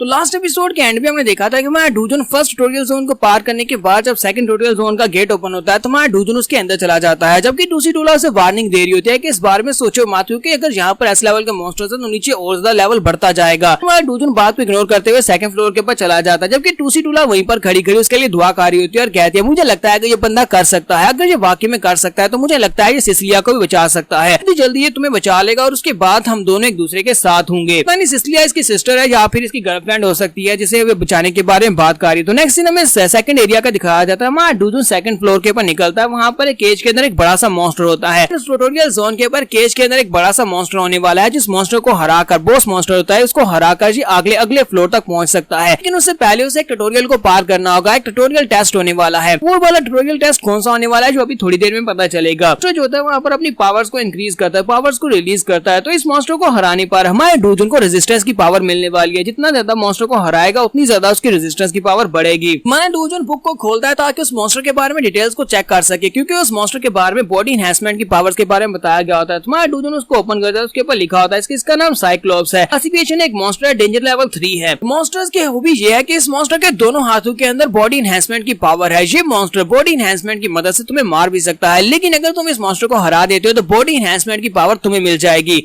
टूसी टूला जो होती है वो भी रिफ्ट को पार करते हुए दूसरी तरफ निकलने की कोशिश कर रही होती है है और कहती है इस सेकंड ट्यूटोरियल जोन बहुत ज्यादा स्पेशल है, जहाँ पर तुम सेंट्रल एरिया के अंदर 3 स्पेशल स्किल्स यूज होने वाले हैं। उनमें से एक तो रेजिस्टेंस होता है और दूसरा बॉडी एनहांसमेंट होता है, और तुम यहाँ पर बॉडी एनहांसमेंट को सीखने वाले हो। यहाँ पर उनके पीछे एक अंडरग्राउंड ट्रेन स्टेशन होता है, तो वो टोसी टूला से कहती है कि वहाँ पर तुम्हें पीछे एक ट्रेन स्टेशन दिखाई दे रहा होगा, जहाँ का ट्रायल ये है कि तुम्हें उस ट्रेन के ऊपर राइड करना होगा। हर स्टेशन के ऊपर ट्रेन रुकेगी, हर स्टेशन के ऊपर मॉन्स्टर्स होंगे। जितना ज्यादा तुम मॉन्स्टर्स को मारते जाओगे और जितने ज्यादा स्टेशन को तुम क्लियर करोगे उतनी ज्यादा तुम्हारी बॉडी एनहांसमेंट की पावर बढ़ेगी और तुम्हारी रेजिस्टेंस बढ़ेगी। क्या तुम इस वक्त उस बड़े से साइक्लो मॉन्स्टर के हाथ की तरफ देख रहे हो? उसका हाथ रेड कलर में चेंज हो रहा है। ये बॉडी एनहांसमेंट की पावर है, यही बॉडी एनहांसमेंट की पावर तुम्हें भी मिलेगी। साथ ही वो डूजन से कहती है मुझे ये बताओ क्या इस बुक के अंदर मेरे बारे में भी कुछ लिखा हुआ है? तुम्हारे डूजन से कहता है हाँ तुम्हारे बारे में लिखा हुआ है, लेकिन मैं तुम्हें यहाँ पर यही मशवरा दूंगा कि तुम्हें इस बारे में नहीं पढ़ना चाहिए जो भी तुम्हारे बारे में यहाँ पर लिखा हुआ है, क्योंकि तुम काफी ज्यादा अपसेट हो सकती हो। वो उसे कहती है क्यों, मैं इस बारे में क्यों नहीं पढ़ सकती? मैं देखना चाहती हूँ कि आज जिस महान बंदे ने इस किताब को लिखा है उसने हर मॉन्स्टर के बारे में जहाँ पर लिखा हुआ है तो मेरे बारे में भी लिखा होगा। डूजन से कहता है अच्छा ठीक है, अगर तुम पढ़ना ही चाहती हो तो लो अपने रिस्क के ऊपर पढ़ सकती हो। तो वो बुक को खोलती है और वहाँ पर अपना नाम ढूंढना स्टार्ट करती है। इसके साथ उसके बारे में वहाँ पर जब वो बुक खोल रही होती है सोच रही होती है अगर जहाँ पर मेरे बारे में लिखा हो कि मैं एक बहुत ही ग्रेट गाइड हूँ जो कि हर एक ट्रैवलर को बहुत अच्छे से गाइड करती है और उनका साथ देती हूँ, मुझे लगता है कि मुझे इस बात से काफी ज्यादा खुशी होने वाली है। लेकिन इसी के साथ जैसे वहाँ पर पढ़ती है कि एक्सप्लेनेशन क्या है, ये एक बैस्टर्ड है, साइको है और इसके कोई भी पेरेंट्स नहीं है। सब कुछ देखने के बाद बेचारी काफी ज्यादा अपसेट हो जाती है। वो बुक को बंद कर देती है और कहती है कि मेरे बारे में काफी कुछ गलत लिखा हुआ है। तुम्हारे डूजन से कहता है कि मैंने तुम्हें पहले ही कहा था कि तुम्हें इसे नहीं पढ़ना चाहिए। टूसी टूला अपना सर लटका लेती है और उसे कहती है कि चलो छोड़ो इस बात को, मैंने इस बात को इग्नोर कर दिया, चलो मैं तुम्हें अंडरग्राउंड स्टेशन तक लेकर चलती हूँ, मेरे साथ आओ। तुम्हारा डूजन उसके साथ चलना स्टार्ट करता है। तो उसी के साथ ही ट्रेन के पास पहुंच जाते हैं। ट्रेन के पास पहुंचने के बाद कहा जाता है कि दरवाजे खुलने वाले हैं, जैसे ही खुलेंगे आपको अंदर आना होगा। तुम्हारा डूजन कहता है बताओ कि हमें बस सबवे के ऊपर राइड करना है, ट्रेन स्टेशन के ऊपर खुद ही जाकर रुकती जाएगी। तो वहाँ पर बताया जाता है कि तुम्हें यहाँ पर इस ट्रेन के अंदर बैठना और ट्रेन के ऊपर बैठकर हर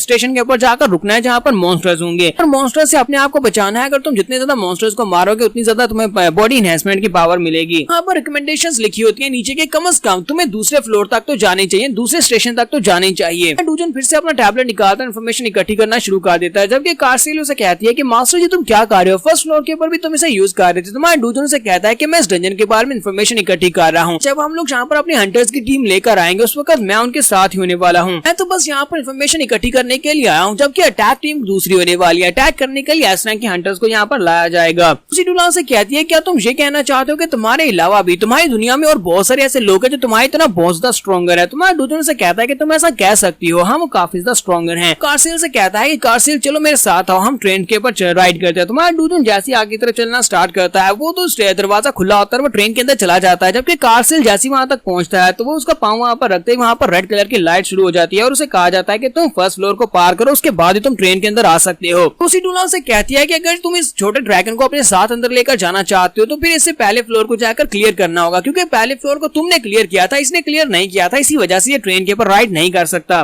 डूजन से कहती है तो फिर मास्टर मुझे लगता है कि मुझे यहीं पर रुककर आपका इंतजार करना चाहिए, आप जल्दी से वापस आ जाना। तुम्हारे डूजन से कहता है ठीक है मैं जल्दी वापस आऊंगा, तुम यहीं पर रुको। साथ ही वो टूसी टूला से पूछता है मुझे ये बताओ कि यहाँ पर कितने ज्यादा स्टेशन हैं? टूसी टूला से कहती है नहीं मुझे इस बारे में कुछ भी नहीं पता कि यहाँ पर कितने ज्यादा स्टेशन हैं, तुम्हें इस बारे में क्यों नहीं पता, क्या बुक के अंदर नहीं लिखा हुआ? तुम्हारे डूजन से कहता है नहीं मुझे लगता है कि राइटर सिर्फ और सिर्फ दूसरे स्टेशन तक ही जा पाया था, वो इससे आगे नहीं जा पाया। टूसी टूला से कहती है अगर वो राइटर जिसने इस बुक को लिखा है वो एक महान इंसान था, अगर वो सेकंड फ्लोर तक ही जा पाया था, सॉरी सेकंड सबवे स्टेशन तक ही जा पाया था, तो मुझे लगता है कि तुम्हें भी इससे आगे नहीं जाना चाहिए, क्योंकि जितना ज्यादा डीप तुम जाओगे उतने ज्यादा खतरा बढ़ता जाएगा, इसलिए प्लीज वहाँ पर ज्यादा दूर तक मत जाना। फिर साथ ही दरवाजे बंद होना शुरू हो जाते हैं। टूसी टूला से कहती है कि मेरी बात को याद रखना, प्लीज ज्यादा दूर मत जाना, सेकंड फ्लोर या फिर थर्ड या फिर फोर्थ फ्लोर से वापस आ जाना। जब तुम एक स्टेशन के ऊपर रुकते हो उस स्टेशन के ऊपर रुकने के बाद तक तुम वहाँ पर मौजूद सभी मॉन्स्टर्स को मार नहीं दोगे, तब तक ट्रेन आगे नहीं बढ़ेगी, इसलिए सोच समझकर आगे बढ़ना। तुम्हें वहाँ पर किसी भी स्टेशन के ऊपर से वापस आना पड़ सकता है। तुम्हारा डूजन कहता है अच्छा ठीक है मुझे समझ आ गई। इसमें 2 घंटे के बाद का दिखाया जाता है। कार्सिल और टूसी टूला दोनों ही वहाँ पर बैठे इंतजार कर रहे होते हैं और कहते हैं कि मास्टर को इतना ज्यादा टाइम क्यों लग रहा है। वो टूसी टूला से पूछती है वैसे हंटर्स को नॉर्मली कितना टाइम लगता है? वो कहती है 2 घंटे। 2 घंटे में सभी हंटर्स वापस आ जाते हैं।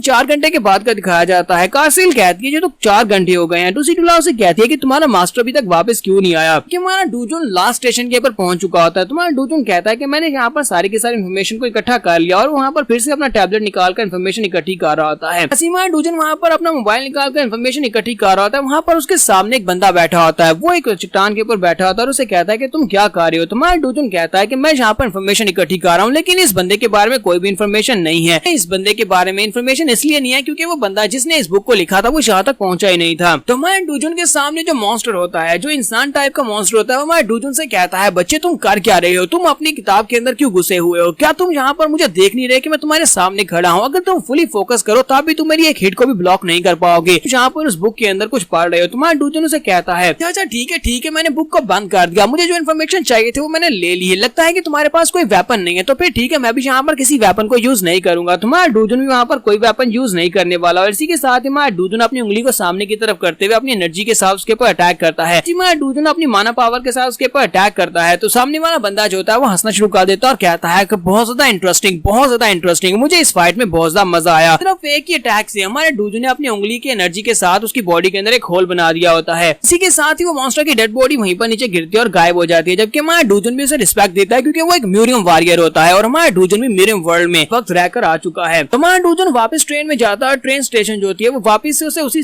प्लाजा के ऊपर छोड़ने वाली है जहाँ पर से हमारे डूजुन ने स्टार्ट किया था, यानी कि फर्स्ट स्टेशन के ऊपर वापस उसे छोड़ दिया जाता है। हमारे डूजुन से कहा जाता है कि हमारे सेंट्रल ट्रेन को चूज करने के लिए आपका बहुत बहुत शुक्रिया, दरवाजे खुलने वाले हैं, आप बाहर जा सकते हैं। हमारा डूजुन वहाँ से बाहर निकलता है तो कारसील और टूसी टूला दोनों ही भागते हुए उसके साथ आकर चिपक जाते हैं और काफी ज्यादा खुश दिखाई दे रहे होते हैं। डूजुन उसे कहता है कि तुम दोनों को क्या हो गया। टूसी टूला उसे कहती है कि बताओ कि तुम कितनी देर तक वहाँ पर रहे हो, तुम्हें 5 घंटे हो गए, 5 घंटे तक तुम वहाँ पर क्या कर रहे थे, तुम कौन से स्टेशन के ऊपर गए थे? डूजुन उनसे कहता है कि मैं एंड स्टेशन तक गया था और उसके बाद वापस आ गया। ये बात सुनने के बाद टूसी टूला कहती है, क्या तुम एंड तक गए थे? हमारे डूजुन उसे कहता है कि हाँ, मैं एंड तक गया था और वहाँ पर मैंने एंड वाले बॉस को हराया, तो मुझे एक स्पेशल स्किल मिला है जिसका नाम टॉम ऑफ द इक्विप है। जैसा कि तुमने कहा था कि यहाँ पर मैं स्पेशल स्किल्स भी मिल सकती हूँ और वो स्किल काफी ज्यादा स्पेशल हो सकता है, उसे यूज करने की देरी है कि वो कैसे काम करता है। तो यहाँ पर हमारी एपिसोड 56 का एंड होगा। तो अभी हमारे डूजुन को पिंजरे के अंदर बहुत बड़े मॉन्स्टर को भी मारना है, तो वो हम नेक्स्ट एपिसोड में देखेंगे। एपिसोड की एक्सप्लेनेशन अच्छी लगी तो कमेंट करके जरूर बताइएगा। चैनल को सब्सक्राइब कर दे, वीडियो को लाइक और शेयर कर दें। शुक्रिया।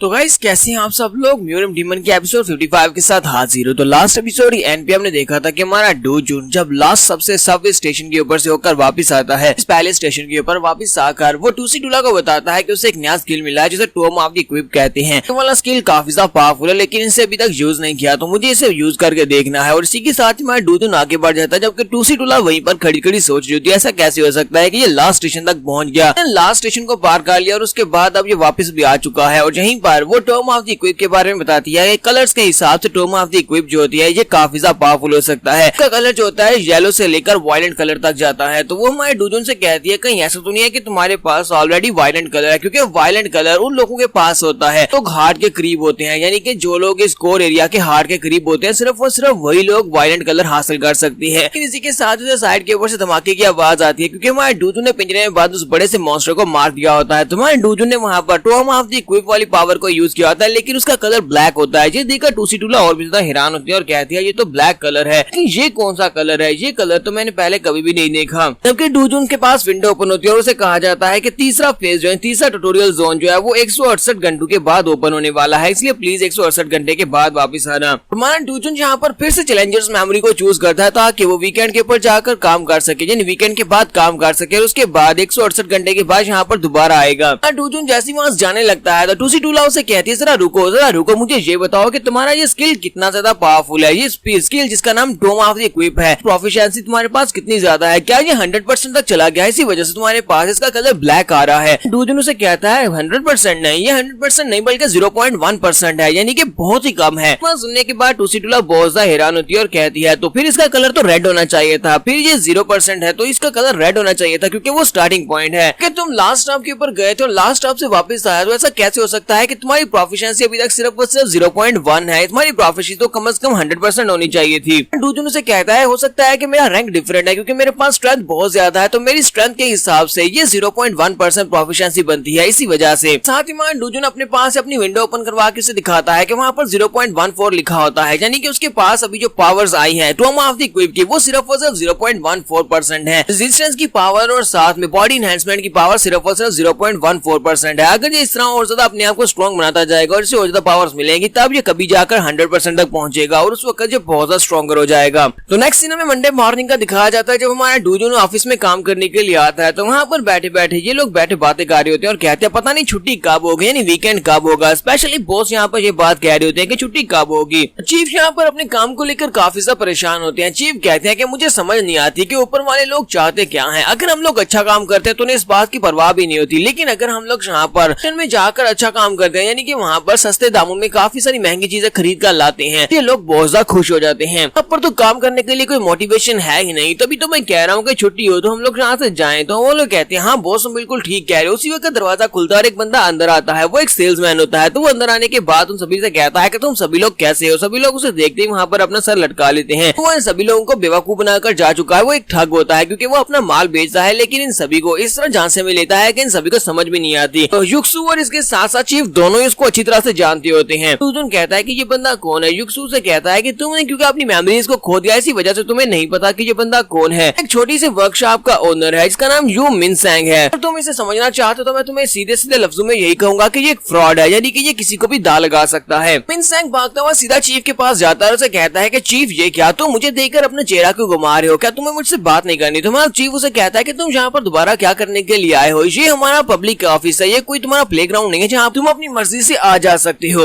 मिनसेंग उसे कहता है कि मैं बुसान से यहाँ पर सिर्फ और सिर्फ तुम्हारे लिए आया हूँ। चीफ अब तुम ऐसी बात तो मत ही करो, मैं यहाँ पर सिर्फ और सिर्फ तुम्हारे लिए आया हूँ ताकि तुम्हें कुछ अच्छी चीजें बेच सकूं। तो उसे कहते हैं अपनी बकवास बंद करो, तुम सिर्फ और सिर्फ एक फ्रॉड और तुम यहाँ पर फिर से हमारे सामने फ्रॉड करने के लिए आए होगे। जितना ज्यादा तुम अपना मुंह खोलते हो उतने ज्यादा तुम झूठ बोलते हो। तुम सिर्फ और सिर्फ एक झूठे इंसान हो। तो मिनसेंग उसे कहता है कि प्लीज चीफ अब ऐसा भी मत कहो। मैंने सुना है कि तुमने ऑक्शन में काफी सारी चीजें खरीदी हैं और उन ऑक्शन की खरीदी हुई चीजों में से कुछ लेफ्ट ओवर्स बची हुई हैं। क्या तुम उन चीजों का मेरे से सौदा करना चाहोगे। तुम्हारे चीफ उसे कहते हैं नहीं, हमारे पास कुछ भी नहीं बचा, इसलिए तुम यहाँ से जा सकते हो, तुम्हारे लिए यहाँ पर कुछ भी नहीं है। मिनसेंग उसे कहता है ऐसा कैसे हो सकता है कि तुमने सारी की सारी चीजें यूज कर दी। मैंने सुना है कि ऑक्शन में तुमने बहुत सारी चीजें हासिल की थी। उसे कहते हैं क्योंकि वो सारी चीजें हमारी थी, इसी वजह से हम उसे यूज कर सकते थे और हमने उसे यूज कर लिया, इसलिए तुम अब यहाँ से जाओ। मिनसेंग कहता है तो अब मैं यहाँ पर और क्या करूंगा। क्या तुम हमारी वर्कशॉप से कुछ भी नहीं खरीदने वाले। क्या तुम हमारी वर्कशॉप को कुछ भी खरीदने और बेचने वाले नहीं हो। तुम्हें पता है ना कि हमारी वर्कशॉप तुम्हारी वजह से तो चलती है। मिनसेंग को जब चीफ के पास से वहाँ पर से कोरा जवाब मिल जाता है तो वो भागता हुआ युक्सू की तरफ आगे बढ़ता है और उसे कहता है कि वाइस चीफ मोन अब तुम्हारी बारी है। चलो ठीक है, तुम तो मुझसे कुछ चीज जरूर खरीदोगे। तो हमारे युक्सू से कहता है कि नहीं मैं तुमसे कुछ भी नहीं खरीदने वाला, मेरे पास कुछ भी नहीं है। ऐसे वो युक्सू के पास आता है तो उसकी नजर हमारे डूजून के ऊपर पड़ती है। वो डूजून को देखते ही कहता है कि ये मॉडल टाइप का बंदा कौन है, ये कब से यहाँ पर आने लगा। युक्सू से कहता है कि मिनसेंग लगता है कि तुम इसको भूल गए हो। लास्ट टाइम जब तुम यहाँ पर आए थे तब भी तो यहीं पर था, तब भी तुमने इसको देखा था। ये वही है, ये डूजून है। देखते ही कहता है क्या ये डूजून है, लेकिन ये तो बहुत ही बोंदू सा हुआ करता था। ये इतना ज्यादा हैंडसम और इतना ज्यादा स्ट्रेट फॉरवर्ड कैसे हो गया। मिनसेंग भागता हुआ आगे बढ़ता है, हमारे डूजून के पास चला जाता है। वो डूजून को आसपास से एनालाइज करता है और कहता है कि एक बंदा इतना ज्यादा चेंज कैसे हो सकता है, ये तो वाकई में बहुत ज्यादा चेंज हो गया है। डूजून से कहता है कि मिस्टर ली क्या मैं तुम्हें याद हूँ। तुम्हारा डूजून से कहता है कि नहीं, मेरी मेमोरीज चली गई जिसकी वजह से तुम मुझे बिल्कुल भी याद नहीं हो। साथ ही मिनसेंग जो होता है वो यहाँ पर अपनी किस्मत आजमाने की कोशिश करता है। वो अपने पास एक माना न्यूट्रिशनल ड्रिंक निकालता है और उसे कहता है कि मैं एक माना न्यूट्रिशनल ड्रिंक निकाल कर लाया हूँ, जिसे तुम खरीदोगे तो ये तुम्हारे लिए बहुत ज्यादा अच्छा रहेगा।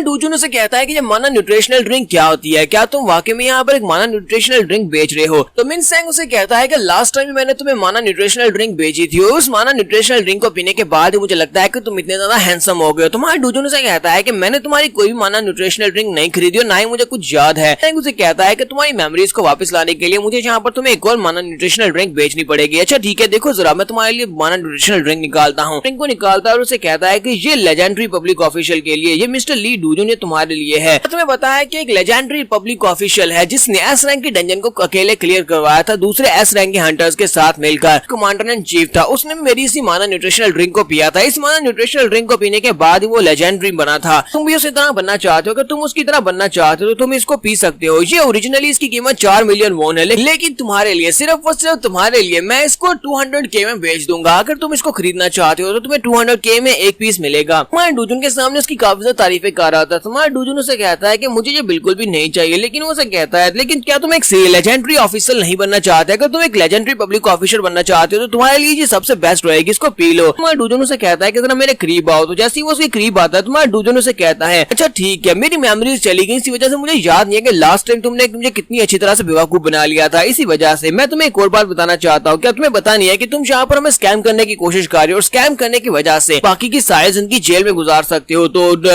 मिसैंग उसे कहता है कि ऐसा कैसे हो सकता है, मैं यहाँ पर कोई भी स्कैम नहीं कर रहा, ये बिल्कुल असली का माना न्यूट्रिशनल ड्रिंक है। डूजुन उसे कहता है कि जिस लेजेंडरी पब्लिक ऑफिशियल की तुम बात कर रहे हो वो इस वक्त इसी बिल्डिंग के अंदर है, क्या हम लोग उसके पास जाएं और जाकर उससे पूछ लें क्या तुमने अपना ड्रिंक उसको भेजा था, क्या उसने तुम्हारा ड्रिंक पिया था। सुनने के बाद वो बेचारा काफी ज्यादा परेशान हो जाता है और घबराकर वहां से वापस की तरफ मुड़ जाता है और कहता है ठीक है मैं जा रहा हूँ। चीफ और युक्सो भी काफी ज्यादा हैरान हो जाते हैं और भागते हुए डूजुन के पास आते हैं और उसे कहते हैं कि डूजुन तुमने इस बंदे को क्या कहा कि जितना चुपचाप यहाँ से चला गया, तो ये यहाँ से जाता ही नहीं जब तक कि अपनी कोई आइटम बेच ना ले, या अपनी आइटम बेचे बिना यहाँ पर से जाता ही नहीं है। इसके साथ ही चाइन की एंट्री होती है। चाइन ने अपने हाथ में एक बैग पकड़ा होता है, वो काफी ज्यादा खुश होती है और उन सभी के पास आती है और उन सभी को अपने पास से माना न्यूट्रिशनल ड्रिंक्स देती है और कहती है कि देखो मैं तुम्हारे लिए क्या लेकर आई हूँ, मैं माना न्यूट्रिशनल ड्रिंक्स खरीद कर लाई हूँ, एक बंदा बाहर इनको बहुत ही सस्ते में बेच रहा था तो मैं उनके पास से ये खरीद कर ले आई हूँ। यहाँ पर और कोई बेवकूफ नहीं बना, वहाँ पर चाइन बेचारी बेवकूफ बन गई और उसने बहुत सारी बॉटल्स को खरीद लिया और अंदर ले आई है। तो यहाँ पर हम लोग अपने एपिसोड 57 का एंड करेंगे। एपिसोड की एक्सप्लेनेशन अच्छी लगी हो तो कमेंट करके जरूर बताइएगा, चैनल को सब्सक्राइब कर दें, वीडियो को लाइक और शेयर कर दें, शुक्रिया।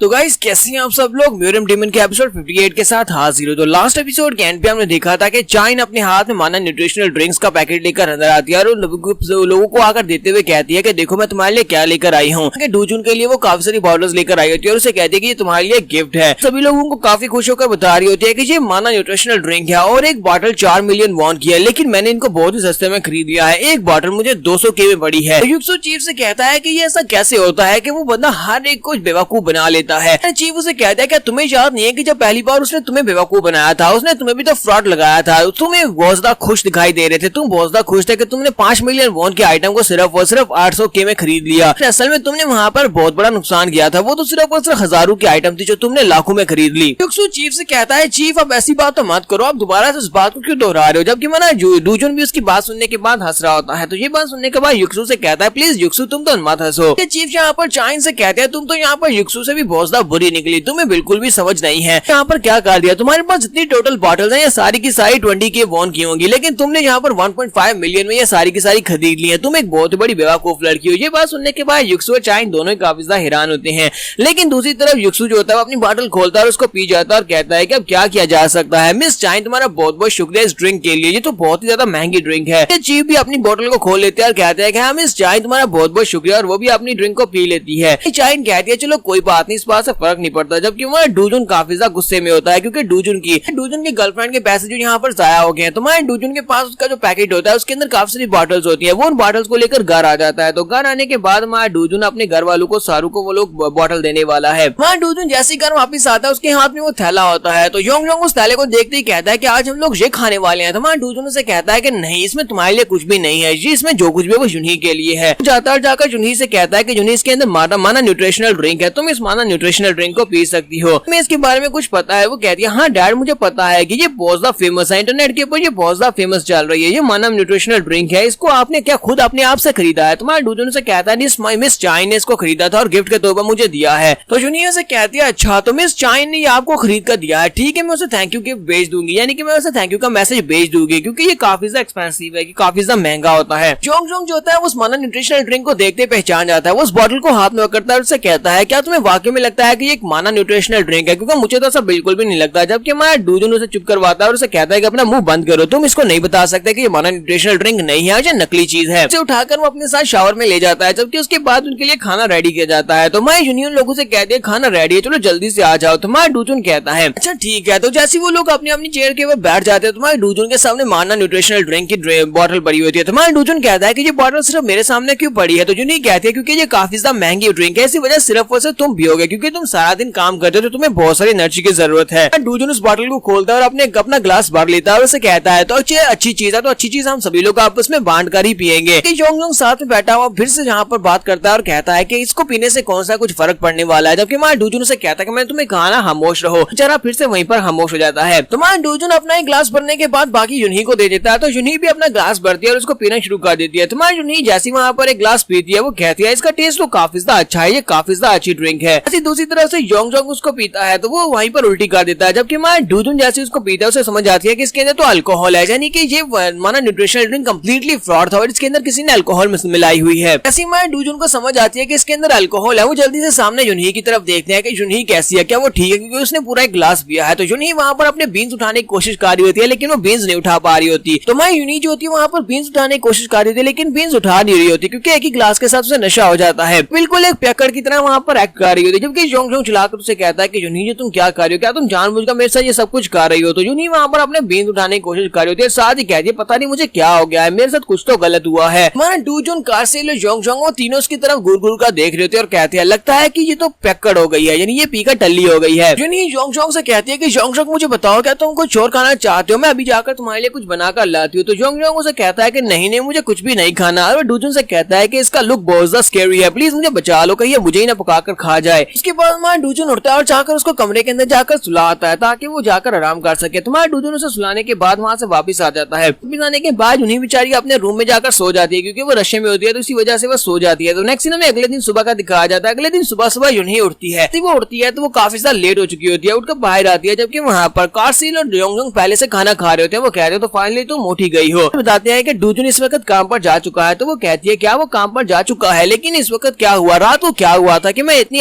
जल्दी सो गई थी और मैं इतनी लेट क्यों उठी हूँ, ये तो कुछ भी याद नहीं है क्योंकि लास्ट टाइम हम लोग डिनर खा रहे थे, उसके बाद का मुझे कुछ भी याद नहीं है। तो योंगजोंग उसे कहता है अच्छा तो तुम्हें कुछ भी याद नहीं है, कल तुम बहुत ही अजीब बिहेव कर रही थी। वो उसे कहती है कि इस बात में क्या मतलब है तुम्हारा। योंगजोंग उसे कहता है कल तुम पागल हो गई थी, पागल होने के बाद तुम ऐसे वैसे चीजें फेंक रही थी और उसके बाद तुम चिल्ला भी रही थी, इसी वजह से मास्टर तुम्हें खुद तुम्हारे कमरे के अंदर छोड़ कर आए थे, तुम्हें कमरे के अंदर जाकर बंद कर दिया ताकि तुम सो जाओ। पर से तुमने जो गंदगी फैलाई थी वो सारी की सारी गंदगी मास्टर को खुद से साफ करनी पड़ी। इसकी बात सुनने के बाद सोच रही होती है कहीं ऐसा तो नहीं है कि डैड बहुत ज्यादा गुस्सा है और डैड कहीं ये ना कह दे कि तुम एक बिल्कुल बेकार बेटी हो, तुम्हारी मुझे कोई भी जरूरत नहीं है, इसी वजह से तुम इस यहाँ पर नहीं रह सकती, तुम यहाँ से जा सकती हो। अरे वहीं पर चिल्लाना शुरू कर देती है और फिर रात ही रोना शुरू कर देती है और कहती है कि नहीं मेरे फादर ने ऐसा बिल्कुल भी नहीं कहा होगा, फादर ऐसा कैसे कह सकते हैं। योंगजोंग उसे कहता है कि मैं सिर्फ मजाक कर रहा था, मैं मजाक कर रहा था। साथ ही उसे कहता है कि तुम्हारे फादर तुम्हारे लिए यहाँ पर खाना बनाकर देकर गए हैं, मास्टर ने तुम्हारे लिए खाना बनाया, उन्होंने कहा था कि जब तुम उठोगे तो तुम्हें खिला दिया जाए। जुनही वहाँ पर अपने लिए खाना देकर बहुत ज्यादा खुश हो जाती है। फिर साथ ही जुनही जो होती है योंगजोंग से कहती है योंगजोंग तुम्हें तो यहाँ पर पनिशमेंट जरूर मिलेगी, आज के बाद से पूरे हफ्ते के लिए तुम्हें कोई भी मीट की डिश नहीं मिलेगी, तुम्हें गोश्त खाने को नहीं मिलेगा। सुनते ही योंगजोंग चिल्लाकर कहता है ऐसा कैसे हो सकता है, तुम मेरे साथ ये सब कुछ कैसे कर सकती हो। नहीं उसे कहती है क्योंकि तुमने यहाँ पर मुझसे झूठ बोला, तुमने मेरे साथ बहुत ही गंदा मजाक किया, इसी वजह से अब मैं तुम्हारे साथ ये सब कुछ करने वाली हूँ। तो यहीं से नेक्स्ट सीन हमें ऑफिस का दिखाया जाता है जहाँ पर युक्सु किसी की कॉल सुन रहा था। युक्सु कहता है अच्छा ठीक है ऐसी बात है, अच्छा ठीक है मैं आ रहा हूँ, मैं अभी वहाँ पर पहुँचता हूँ। डूजुन से कहता है क्या हुआ, तुम किसकी कॉल सुन रहे थे। तो युक्सु से कहता है कि मुझे अभी एक सिविलियन की कॉल आई थी, एक सिविलियन ने मुझे कॉल करके रिफ्ट के बारे में इन्फॉर्मेशन दी है, एक रिफ्ट जिसको हमें मैनेज करने के लिए दिया गया था। उस रिफ्ट को मैनेज करने के लिए कहा जा रहा है कि वहाँ पर एक दूसरे ग्रुप के लोगों ने अपनी वर्कशॉप क्रिएट कर ली है, यानी कि वो उसको मैनेज कर रहे हैं बिना हमारी परमिशन के, इसी वजह से अब मुझे वहाँ पर जाना पड़ेगा। युक्सु जल्दी से अपना सूट बूट पहन और कहता है कि मैं वहाँ पर उस रिफ्ट में जाकर चेक करने वाला हूँ कि वहाँ पर क्या प्रॉब्लम चल रही है, आखिर किसने शिकायत की और वहाँ पर किसने वहाँ पर वर्कशॉप क्रिएट कर ली है। तो उस रिफ्ट को हमें मैनेज करने के लिए दिया गया था हमारे कोरिया पब्लिक ऑफिस को, तो फिर वहाँ पर कोई वर्कशॉप अपनी कैसे क्रिएट कर सकता है। डूजुन भी जल्दी से उठकर खड़ा हो जाता है और कहता है तो फिर ठीक है मैं भी तुम्हारे साथ चलता हूँ। युक्सु से कहता है कि नहीं डूजुन तुम यहीं पर रुको, मैं अकेले ये सब कुछ करना चाहता हूँ, तो मैं इस प्रॉब्लम को खुद ही सॉल्व कर लूंगा, तुम्हें परेशान होने की जरूरत नहीं है। जब चीफ यहाँ पर आएंगे तो चीफ को भी सारी बात बता देना कि मैं कहाँ पर गया हूँ। ओके ठीक है अब मैं जा रहा हूँ। और इसी के साथ युक्सु भागता वहाँ चला जाता है। तो उसके चले जाने के बाद हमारा डूजुन कहता है मुझे देखने दो यहाँ पर कौन सी डंजन है और कौन सी डंजन में किसने यहाँ पर आकर वर्कशॉप क्रिएट कर ली है। डूजुन इंटरनेट के ऊपर चेक करने वाला है कि उस रिफ्ट के अंदर उसके करीब वाला गिल्ड कौन सा है, कौन सा गिल्ड वहाँ पर जाकर अपनी वर्कशॉप क्रिएट कर सकता है और यहाँ पर कंप्लेंट किसने की है। तुम्हारा डूजुन वहीं पर इंटरनेट के ऊपर सब कुछ चेक कर रहा होता है। जैसे वो इंटरनेट के ऊपर चेक करता है तो उसे पता चलता है कि यहाँ पर एक ग्रुप के लोग हैं, एक दूसरे गिल्ड के लोग हैं जिन्हें आईके गिल्ड कहते हैं। गिल्ड है जो कि गिल्ड्स के 10वें रैंकिंग में से 8वें नंबर पर है और जो काफी ज्यादा पावरफुल गिल्ड भी है और यहाँ पर ज्यादातर लोग जो है वो लुनाटिक्स हैं। तुम्हारा डूजुन कहता है कि गिल्ड के सभी लोग जो है ये काफी ज्यादा खतरनाक है, उनमें से एक एस रैंक का हंटर भी है। तो अगर यहाँ पर वाकई में वो लोग उन्होंने वहाँ पर वर्कशॉप क्रिएट की हुई है तो मतलब यह है कि हमारा युक्सु वहाँ पर काफी ज्यादा खतरे में होने वाला है, क्योंकि वो सभी हंटर्स हैं और युक्सु एक नॉर्मल पब्लिक ऑफिशियल है। लगता है कि युक्सु बहुत बड़े खतरे में है। तो यहाँ पर हम लोग अपने एपिसोड 58 का एंड करेंगे। एपिसोड का एक्सप्लेनेशन अच्छी लगे तो कमेंट करके जरूर बताइएगा। चैनल को सब्सक्राइब कर दे, वीडियो को लाइक और शेयर कर दे। शुक्रिया। तो लास्ट एपिसोड के एंड पे हमने देखा था कि हमारा युक्सु जो होता है वो एक वर्कशॉप की प्रॉब्लम को सॉल्व करने के लिए निकल जाता है, क्योंकि एक डंजन जिसके राइट्स इनको मिले होते हैं। इस डंजन के अंदर आईके गिल्ड के लोग जो होते हैं वहाँ पर वर्कशॉप क्रिएट किए होते हैं, जिसके बारे में किसी एक आम बंदे ने, एक सिविलियन ने इनको कंप्लेंट की होती है, और इस कंप्लेंट को सॉल्व करने के लिए युक्सु वहाँ पर जाता है। हमारा डूजून इस बारे में रिसर्च करता है, तो उसे पता चलता है कि आईके गिल्ड के लोग जो है वो काफी ज्यादा बुरे हैं, वो सभी हंटर्स काफी ज्यादा खतरनाक है, और डूजून काफी ज्यादा खतरे ही हो सकता है, यानी युक्सु खतरे में हो सकता है। इस वजह से वो इसी बारे में भी सोच रहा था और कहता है कि मुझे उसे बचाने के लिए जाना पड़ेगा, लेकिन उसने मेरी मदद क्यों नहीं ली। यहाँ पर यही सोच रहा था कि उसने उसकी मदद क्यों नहीं ली होगी, तो उसे समझ जाती है क्योंकि वो बड़ा भाई बनकर दिखाना चाहता है, इसी वजह से उसने इसकी मदद नहीं ली। जब वो सोना में थे वहाँ पर उसने बात की थी, और वहाँ पर वो डूजून से कह रहा था कि तुम मेरे जूनियर हो तो मैं तुम्हारा सन भी हूँ, यानी कि तुम्हारा बड़ा भाई हूँ। यहाँ पर सीनियर होने के नाते मुझे यहाँ पर तुम्हारे सामने सीनियर होकर अपने आप को साबित भी करना होगा। यहाँ पर इसी वजह से वो अपने आप को साबित करने की कोशिश कर रहा है। तुम्हारा डूजून कहता है कि मुझे लगता है कि यही बात है कि वो अपने आप को साबित करने की कोशिश कर रहा है, क्योंकि वो बड़ा भाई बनने की कोशिश कर रहा है कि मैं उसे अकेले वहाँ पर खतरनाक जगह के पर जाने बिल्कुल भी नहीं दे सकता। उसी वक्त चीफ अंदर से बाहर निकलते हैं और कहते हैं कि मुझे काम बिल्कुल भी नहीं करना, मैं बहुत ज्यादा थका हुआ हूँ।